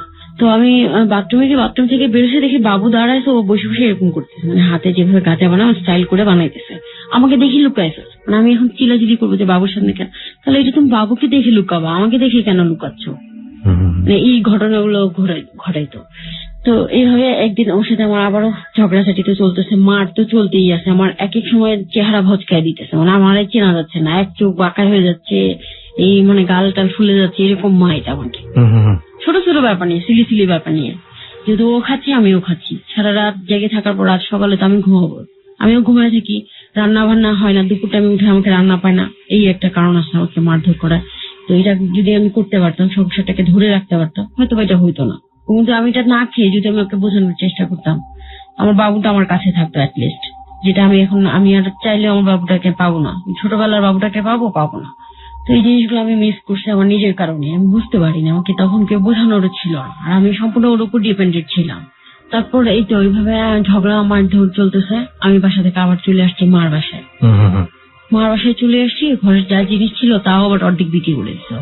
একদিন এসে আর কি জাস্ট আমি উঁকি মারছি, বিক্রি করে দিচ্ছি। তখন কি কোনো কিছু করতো, জব টব কোনো কিছু করতো? কিছু করতো না, বাবার কাছ থেকে শুধু যায় টাকা নিয়ে আসতো। বাবা ওকে টাকা দিত?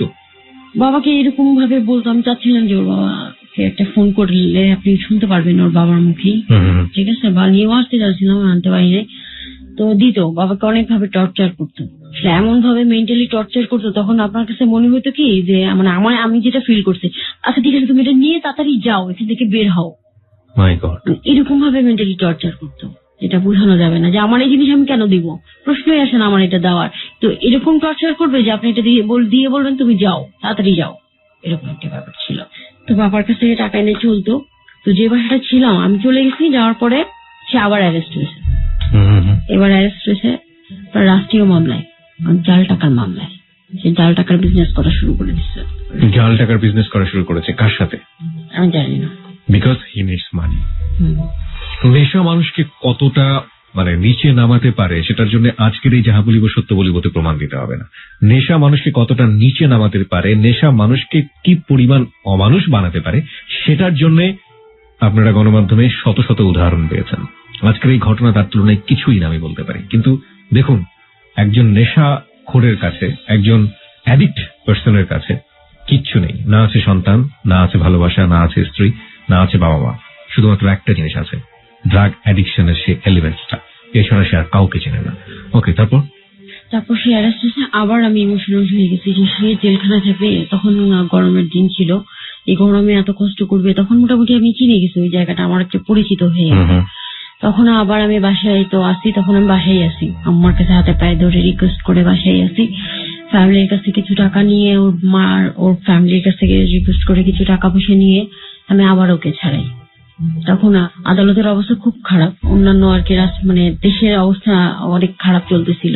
তারপরে ওকে আমি খুব দ্রুত, যত তাড়াতাড়ি পারা যায় আমি ওকে ছাড়াইছি। এমনও গেছে যে ওখান থেকে লোক বের হয়ে আমাকে ফোন করছে যে ভাবি আপনি তো ওকে খাবার দেন, এটা তো ও পিকনিক করে ওইখানে, একদিনে সব খায় উড়ে ফেলতেছে। আবার আমাকে ফোন করেছে তাড়াতাড়ি টাকা দিতে বলো। আমি টাকা নিয়ে বসে আছি, ও ফোন করতেছে আমি দিতেছি, এরকম অবস্থা। বাবা তো কোনো মতেই টাকা দিবে না, আমি তো রিকোয়েস্ট করে আমার বাসা থেকে তো দিবেই না, প্রশ্নই আসে না। আমার কথা বলে আমি তো আর বাচ্চাকে তো কিছুই দিতে পারি না এই এতদিন পর্যন্ত। তো এইভাবেই চলতেছে। তো লাস্ট পর্যায়ে যখন আমি আবার আমরা বাসায় ঢুকছি, এর মাঝে মানে ওর বাসায়, ওর ফ্যামিলিতে। আপনাদের জীবনের যে অপ্রিয় সত্যগুলো, সেগুলো শুনে আমার একটা ছবির কথা মনে পড়ে যাচ্ছে। যদি কারো দেখা হয়ে থাকে ছবিটা, ঠিক জানি না এটার সাথে যাবে কিনা, লাভ এন্ড আদার ড্রাগস। একদিকে ভালোবাসা এক ধরনের ড্রাগ, আর একদিকে তো ড্রাগ আছেই। এই মানুষটার কাছে আপনি বারবার ফিরে যাচ্ছেন কারণ আপনি তাকে ভালোবাসেন। যত অপরাধী করুক না কেন, যাই করুক না কেন, এই মানুষটা ছাড়া আপনি থাকতে পারছেন না, আর এই মানুষটা ড্রাগ ছাড়া থাকতে পারছে না। দুটোই আলটিমেটলি ইন এ রং ওয়েতে ভেরি মাচ। তো এরকম হচ্ছিল, পিকনিকের মতো করে। তারপর আমি খাবার দিচ্ছি, পিসিতে টাকা দিচ্ছি যে ঘুমাইতে পারবে না, এগুলো আমি দিয়ে যাচ্ছি। তারপরে টাকা পয়সা সবার কাছ থেকে অ্যারেঞ্জ করে আমি ওকে ছাড়াই নিয়ে আসছি। নিয়ে আসার পরে যখন ছাড়াই নিয়ে আসি, তখনও সে বলে আমি করবো না, সে করবো না, আমি ভালো হয়ে গেছি, এই সেই অনেক কিছু সে আমাকে বলে। আমি তাই বিশ্বাস করি, হ্যাঁ ভালো হয়ে গেছে। তো আমরা আবার মাঝখানে তো ওই যে বাসাটা আমি ছিলাম, ওই বাসাটা তো আমি ছেড়ে দিতে চাইছি। ও তো জেলখানা, আমি ওইটা বলি না, অন্য কিছু বলে আমি ছেড়ে দিতে চাইছি। আমার কাছে টাকা ছিল না, আমি বাড়িওয়ালাকে রিকোয়েস্ট করছি আপনি 2000 টাকা কম রাখেন, যদি আপনার এটা বলে না, আপনি লাগলে আরেক মাস থাকেন, কিন্তু আমাকে পুরো ভাড়া দিয়ে দিতে হবে। তো আমি বললাম ঠিক আছে। না আমি বাসা এর মধ্যে চলে আসে, এসে ওই বাসাটাতেই উঠে। তখন বাড়ি এলাকা বলে আমরা থাকবো ওই বাসাটাতে কন্টিনিউ থাকে বাসাটা। তারপর বাড়ি ভাড়া এগুলো সব ও হ্যান্ডেল করে। আমি এগুলা মানে কখনো আমাকে বললো যে তুমি করো, আমি করতাম না। আমার কাছে ভালো লাগতো না এই জিনিসগুলো, যে একটা মানুষকে আমি বলছি আমি কালকে দিব, আমাকে কালকে দিতে হবে এটা। ও আবার বলতো কালকে থেকে আমাকে 1 মাস পরে নিয়ে চলে যেত, যেটা আমার পক্ষে সম্ভব না। কথার মাঝে কিভাবে যেন ম্যানেজ করে ফেলতো। তো এমন করে দেখা গেছে যে 1 বছর পুরো ওই বাসায় ফ্রি থাকছে, 1 বছরের ভাড়া পুরো জমা ফেলছে। যেখানে বাড়িওয়ালা 2000 টাকার জন্য আমাকে ছাড়তে চায়নি, ওখানে তারা 1 বছরের ভাড়া জমে গেছে।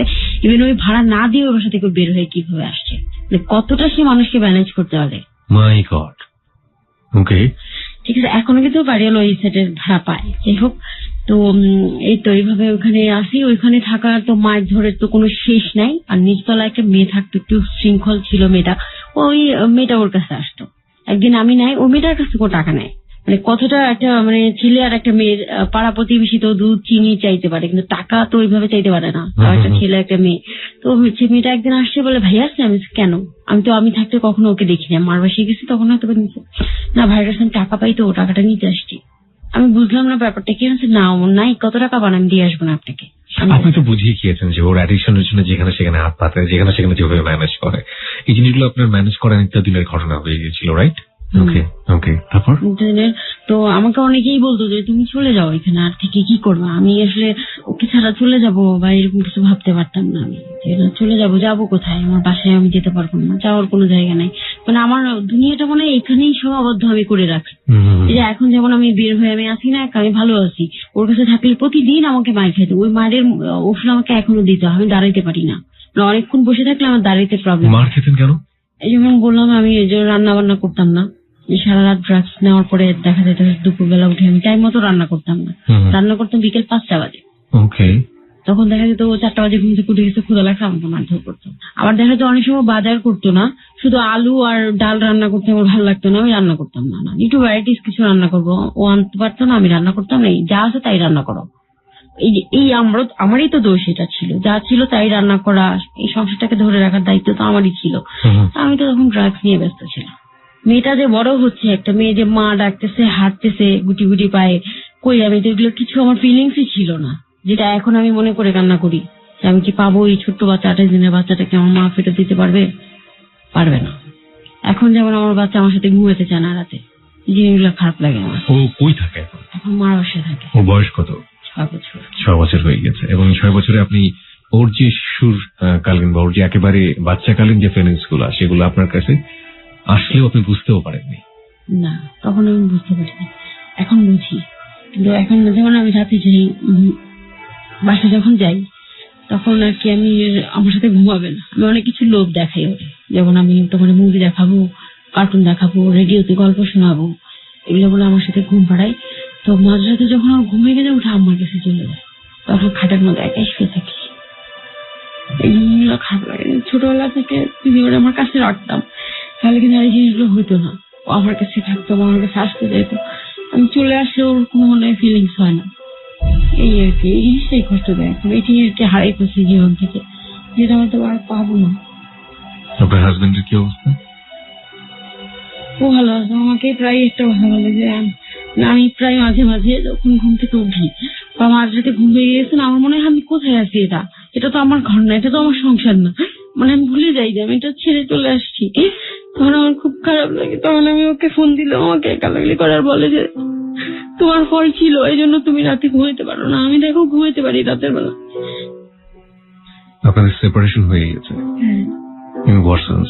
সেপারেশন হাতে কলমে আর জাস্ট আপনারা আলাদা আছেন? হাতে কলমে হয়নি, আমরা আলাদা থাকতেছি। আলাদা থাকা শুরুটা হলো কিভাবে? অনেকগুলো ঘটনা তো ঘটেছে আলাদা থাকার জন্য, আলাদা থাকেননি, বাট তারপরে কখন সিদ্ধান্ত নিলেন যে আলাদা থাকবেন? সিদ্ধান্ত নিয়েছি যে বাবুকে মাঝে মাঝে আমি আমার কাছে নিয়ে এসে রাখতাম। তো একদিন আমার কাছে নিয়ে আসছি, আসার পর তো ও বাবু আবার ছোটবেলা থেকে ভোরবেলা ঘুম থেকে উঠে যায়, একদম ভোরবেলা ঘুম থেকে উঠে যায়। তো ঘুম থেকে উঠে যাওয়ার পরে ওকে টিভি ছেড়ে দেওয়া হয়, বসে বসে কার্টুন ডোরেমন দেখতে থাকে। তো এমন দেখতেছে আমার ঘুম পেয়ে গেছে, আমি উঠে ওকে খুঁজে পাই না, এরকম খুঁজে পাইনি।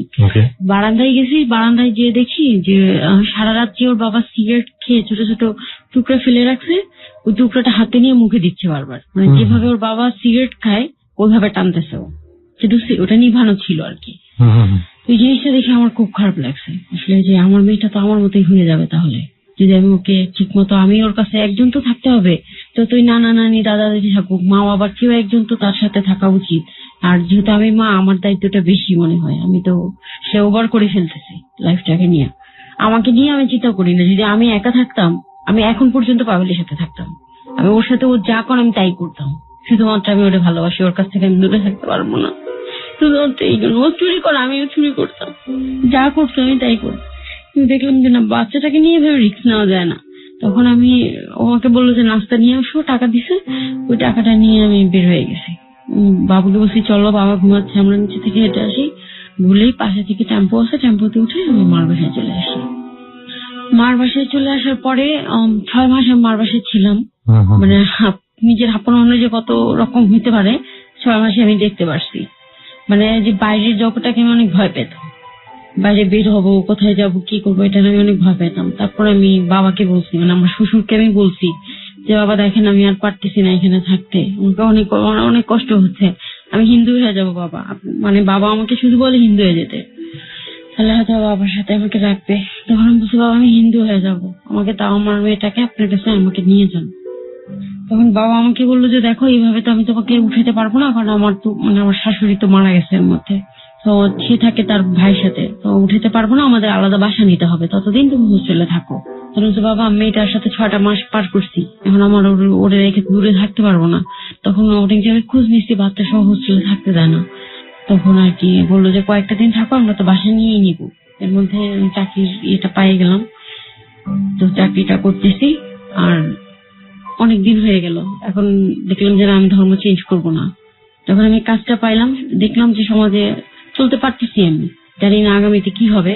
তখন আমি আর কি বাবারে আর রেসপন্স করলাম না যে না আমি হিন্দু হতে পারবো না, এটা আমার আরেক অপরাধ হয়ে যাবে। জীবনে অনেক অপরাধী হয়েছে, মেয়েটাকে দূরে রাখছি, ড্রাগস নিছি, স্বামীর মতো করে একটা বইয়ের মতো করে চলতে পারি নাই, এখন ওই হিন্দু হয়ে যাওয়াটা এটা আরেকটা অপরাধ হবে আমার, এটা হতে পারবো না আমি। যত কষ্টই হোক আমার মেয়েটা দূরে আসছে, বড় হয়ে যাবে, হয়তো একদিন বিয়ের লাগ হয়ে যাবে, বিয়ে দিয়ে দিব, তারপরে আমি হিন্দু আর হইতে পারবো না। আপনার হাজবেন্ড কোথায় থাকে এখন? আমি জানি না, কতদিন যাবত জানেন না? এই তো যতদিন ওর কাছ থেকে আলাদা। সেটা কতদিন? 1.5 থেকে 2 বছর। 1.5 থেকে 2 বছর। কোথায় আছে, কি করছে কিচ্ছু জানেন না, মাঝে মাঝে ফোন দেন এবং সে আপনাকে ব্লেম করে। আপনারা সেপারেশন হয়েছেন কিন্তু ডিভোর্স দেননি, কেন দেননি? কারণ কেউ আমাকে কিছু বলেও না, আমিও কেউ আপনাকে কিছু বলে না? মানে বাসার একটা সহযোগিতা যে ভাইয়া যাবে, কোথায় করে, কি করে, কেমনি করে, আমি তো কিচ্ছু জানি জানেন না। না আপনি। আপনি সেই জায়গা থেকে ওকে ডিভোর্স দেননি। আপনি কি ডিভোর্স দিতে চান? হ্যাঁ চান ডিভোর্স দিতে? হ্যাঁ। কেন চান? কারণ আমি এখন আর ওর সাথে থাকি না। কিন্তু আপনি আলটিমেটলি সেই প্রসেসটা কি সেটা জানেন না বলে আপনি ডিভোর্স দেননি। আচ্ছা, যখন ও জেলে ছিল তখন আপনি পুরো দুনিয়া ঘেটে হলো তার জন্য আপনি এটা কিছু ম্যানেজ করে 17 দিন আপনি তাকে বের করতে নিয়ে আসতে পেরেছেন।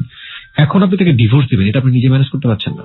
কাজের কাছে গেলেই তো হয়ে যায়, আপনি কেন করেন না? আলটিমেট ট্রুথটা কি আসলে? করি না আসলে, মনের ভিতর ওর জন্য ভালোবাসা এখনো তো আছে আমার কোথাও না কোথাও। থাকতে পারবো না ওর সাথেও, ভালো হবে না সেটাও আমি জানি। যদি আমি এখনো বলি যে না আমি ওর জন্য ওয়েট করবো বা কিছু একটা, এটাও আমার ভুল, এটাও ভালো হবে না, আমি জানি। ওকে আমার ডিভোর্স দিতে হবে, দিব, আমি দিয়ে দেবো। এভাবেই ফেলে রেখেছেন নিজেকে। কি করেন আপনি এখন? আমি সেলসে জব করতেছি। সেলসে আপনি আছেন? কি পরিমাণ রোজগার হয় প্রতি মাসে? 10,000 টাকা। 1010 টাকা। আপনার লেখাপড়ার কি হচ্ছে ইন্টারমিডিয়েটের পরে? না। কত বছরের গ্যাপ? 2005-এর। 2005-এর পরে আর পড়াশোনা করেননি। হিউজ গ্যাপ, প্রায় 9 বছরের গ্যাপ, রাইট? বয়স এখন 28। কি স্বপ্ন দেখেন আপনি জীবনে? মেয়েটাকে সুন্দরভাবে বড় করবো, সেটার জন্য সুন্দরভাবে বড়। সেটার জন্য কি দরকার? সবকিছু দরকার, টাকা পয়সা। ফার্স্ট আপনার মানি দরকার, right? You don't have any backup. আপনার নিজের ফ্যামিলিতে নাই, শ্বশুরের জায়গাতে নাই, কোথাও কিছু নাই। আপনি শ্বশুরের জায়গাতে আছে। শ্বশুরের জায়গাতে যেতে হলে আপনার রিলিজিয়ন চেঞ্জ করতে, এবং সেটা আপনি জীবনও করবেন না বিকজ অফ আপনার এথিক্সের জায়গা থেকে আপনি সেটা করতে চান না, তাই তো? প্রিয় শ্রোতা, সত্য এইরকমই ডিফিকাল্ট, সত্য এতটাই কঠিন যে সেটা আচের কাছে নিজের জায়গাটা নিয়ে দাঁড় হওয়াটা খুবই খুবই মানে কি বলবো, অত্যন্ত সাহসের ব্যাপার। এবং যে কারণেই আজকে যাহা বলিব সত্য বলিব থেকে আজকে আমরা ওকে এইভাবে তুলে ধরতে পেরেছি। আপনাকে যদি কেউ সাহায্য করতে চায় তাদের জায়গাটা থেকে, লাইক আপনাকে সামওয়ান ওয়ান্টস টু হেল্প, যেভাবেই হোক না কেন আপনি নিজের একটা জায়গাতে থাকেন, আপনি রিলিজিয়াস্টিক জায়গা থেকে আপনাকে যদি কেউ সাপোর্ট করতে চায়, মানবিক জায়গা থেকে আপনি কোনো সাপোর্ট করতে চায়, আপনি সে সাপোর্ট নেবেন? কি বলবো, আপনাকে যদি কেউ আর্থিকভাবে সহযোগিতা করতে চায় আপনি নেবেন? আপনার কি মনে হয় আপনার নেওয়া উচিত? এটাই হচ্ছে ওর অবস্থা। ও আসলে কি করবে ও জানে না, এবং ওর পরিস্থিতি, ওর পরিণতি আসলে এরকম, ওর আসলে কি করা উচিত সেটাই ও জানে না। ওর ফ্যামিলি স্কুলিং এর জায়গাটা আসলে ওকে ওই সেই মানসিক ভিত্তিটা তৈরি করে দেয়নি। ও কোন রকম ছোটখাটো একটা জব করে এবং সেটা দিয়ে যে পরিমাণ অর্থ রোজগার হয় সেটাও আপনারা শুনলেন। আপনি থাকছেন এখন কোথায়, মানে কিভাবে থাকছেন? আমি থাকতেছি হচ্ছে মণিপুরি পাড়াতে, হোস্টেলে থাকতেছি। মানে হোস্টেলে থেকে জীবন চলছে? হ্যাঁ। ওকে প্রিয় শ্রোতা, this is the ultimate story of life. এবং এখানে আমরা যেটা দেখলাম যে জীবনের অপ্রিয় সত্যগুলো খুবই রূঢ় এবং ঠিক জানি না একটা অনির্দিষ্ট গন্তব্য। ড্রাগ কি এখনো নেওয়া হয়? আমার হ্যাঁ না, কতদিন যাবত স্টপ হয়েছে? ওর বাসা থেকে বের হওয়ার পর থেকে স্টপ। এটাকে আমরা বিলিভ করবো? মানে আমি বিলিভ করি, আমি ড্রাইভ দিই না। মানে আপনার কথাকে আমরা বিশ্বাস করবো? হ্যাঁ। সত্যি বিশ্বাস করার মতো? হ্যাঁ। ওকে, কারণ যারা ড্রাগ নেয় তারা স্বীকার করতে চায় না। That's why I am asking you again and again. না, আমি ড্রাইভ ছেড়ে থাকি। ওর বাসা থেকে ওর সঙ্গ ছাড়ার পর থেকেই আমি মানে আমার মনে হয় এখনো যদি ওর আবার সাথে যাই আমি আবার ড্রাইভ নেব। ড্রাইভ ছেড়ে দিছি। ওকে প্রিয় শ্রোতা, এই হচ্ছে শাহানার জীবনের অপ্রিয় সত্য। আমরা এই পর্যায়ে যোগাযোগ করতে চাই আমাদের এক্সপার্ট প্যানেলে যিনি আমাদেরকে পুরো অনুষ্ঠানটা শুনেছেন, তার সঙ্গে জাতীয় মানসিক স্বাস্থ্য ইনস্টিটিউটের প্রফেসর ডক্টর তাজুল ইসলাম।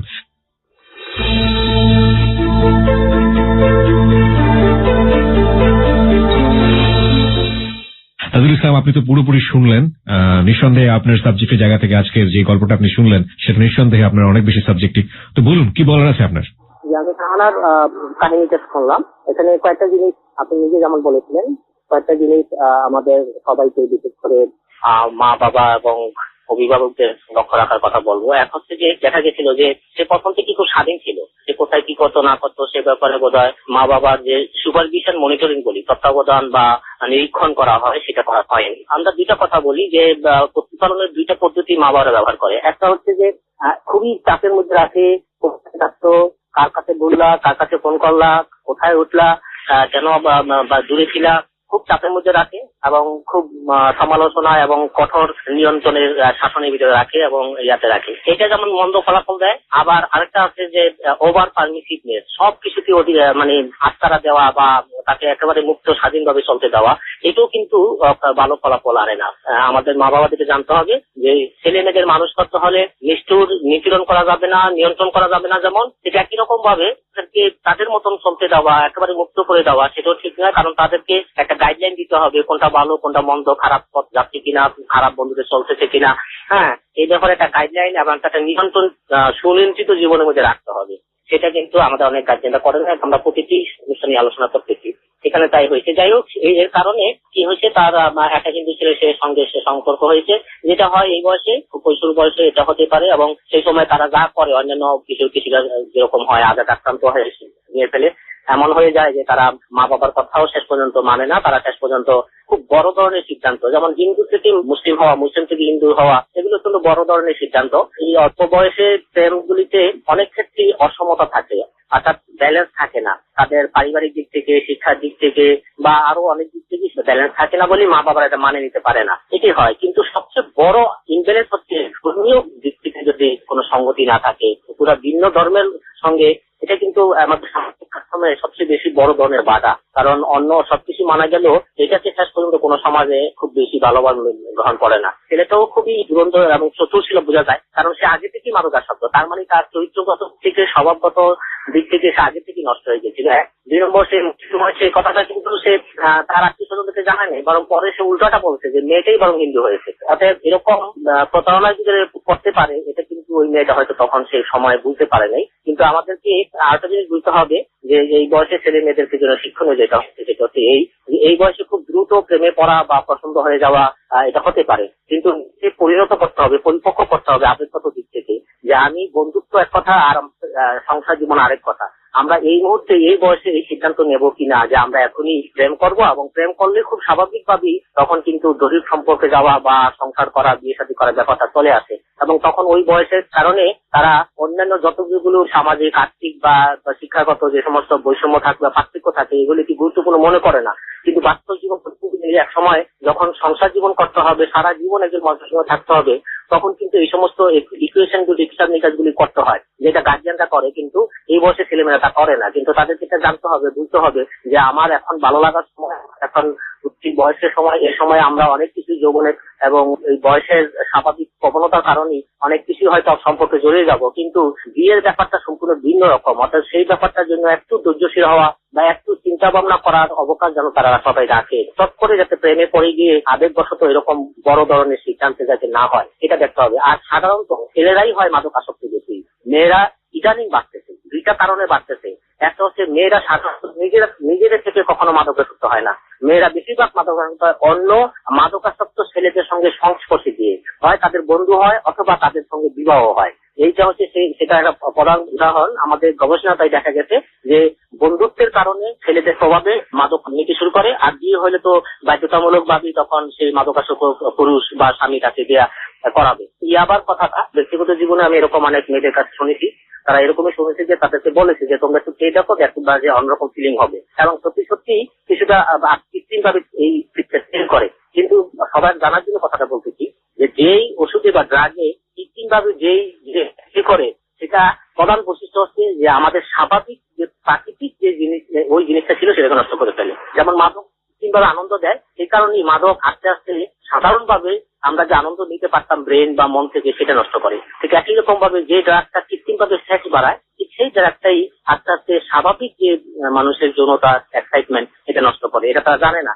অতএব মুক্ত হয়ে আমাদের এই ছেলে মেয়েদেরকে বা আমাদের তরুণ তরুণীদেরকে আমরা আহ্বান করবো যে এরকম প্রলোভন যেগুলি বিভিন্ন দিক থেকে আসতে পারে, সেগুলি প্রথম টেস্ট করতে গেলে হয়তো তেমন ফলাফলও পাওয়া যাবে, কিন্তু জানে রাখতে হবে যে অল্প কিছুদিনের ভিতরেই তার সম্পূর্ণ উল্টো ফলাফল তারা পাবে। আমার সবার থেকে আমি যেটা এখন আপনাদের এখানে বলতে চাচ্ছি যে শাহানা এখন কি করবে। শাহানা কিন্তু অনেক পরিণত হয়েছে, অনেক ধরনের জীবনের উত্থান পতনের ভিতর দিয়ে তাকে যেতে হয়েছে। হ্যাঁ, তাকে অন্য একটা বিনোদন বিবাহ করতে হয়েছে, সেখানে সম্পর্ক ভালো ছিল না, তাকে সেই সম্পর্কের কারণে তাকে মাদকাসক্ত হইতে হয়েছে, তাকে একটা মেয়ে নিতে হয়েছে, এই একই কারণে মেয়েকে তার মায়ের কাছে রাখতে হয়েছে, যার ফলে নিজের মেয়েকে মা হিসাবে যেভাবে মানুষ করার কথা সেটা তো করতে পারে না বলে ওই মেয়ে এখন তাকে মা হিসেবেও ভালোমতো গ্রহণ করতেছে না, এবং এখন আবার তাকে তার শ্বশুর বাড়িতে যেতে হলে তার ধর্ম পরিবর্তন করতে হবে।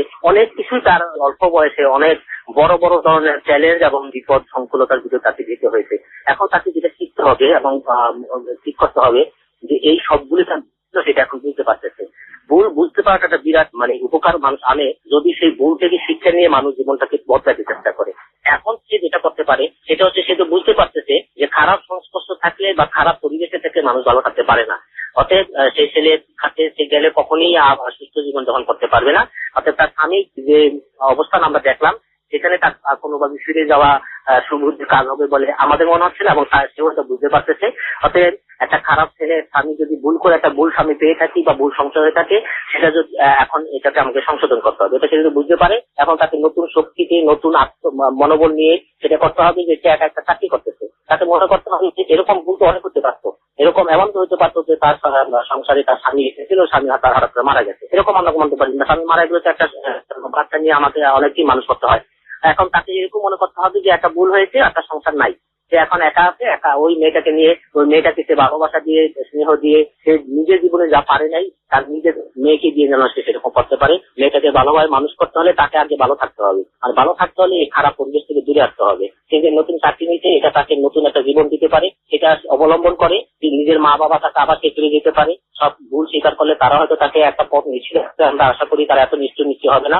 এখন তার নিজের মেয়েকে নিয়ে সে বাঁচার চেষ্টা করবে এই চাকরি দিয়েই। এখন এরপরে যখন সে সুস্থ এবং স্বাভাবিক জীবনে স্টেবলিশ হয়ে যেতে পারবে, তখন হয়তো আমরা আশা করি নতুন কোনো একটা সম্পর্ক বা নতুন কোনো ভালো একটা ছেলের সঙ্গে তার নতুন জীবন হতে পারে, নতুন বিবাহ হতে পারে, আমরা সেই কামনা করতে পারি। শাহানার কাছে আমাদের এই পরামর্শ থাকবে যে এখন সে নিজেকে সুস্থ রাখার জন্য তার চাকরিটাকে সে ধরে রাখবে, চাকরিটাকে আরো ভালোভাবে স্টেবল করার জন্য সে ইয়া করবে, যাতে আর্থিক দিক থেকে সে যাতে তার করুণা করতে না হয়। অনেক ধন্যবাদ আপনার মূল্যবান কথার জন্য ডক্টর তাজুল ইসলাম, আপনাকে অনেক অনেক ধন্যবাদ আমাদের এই অনুষ্ঠানের সাথে একেবারে নিরলস ভাবে কাজ করবার জন্য। অনেক বেশি ধন্যবাদ স্যার আপনাকে।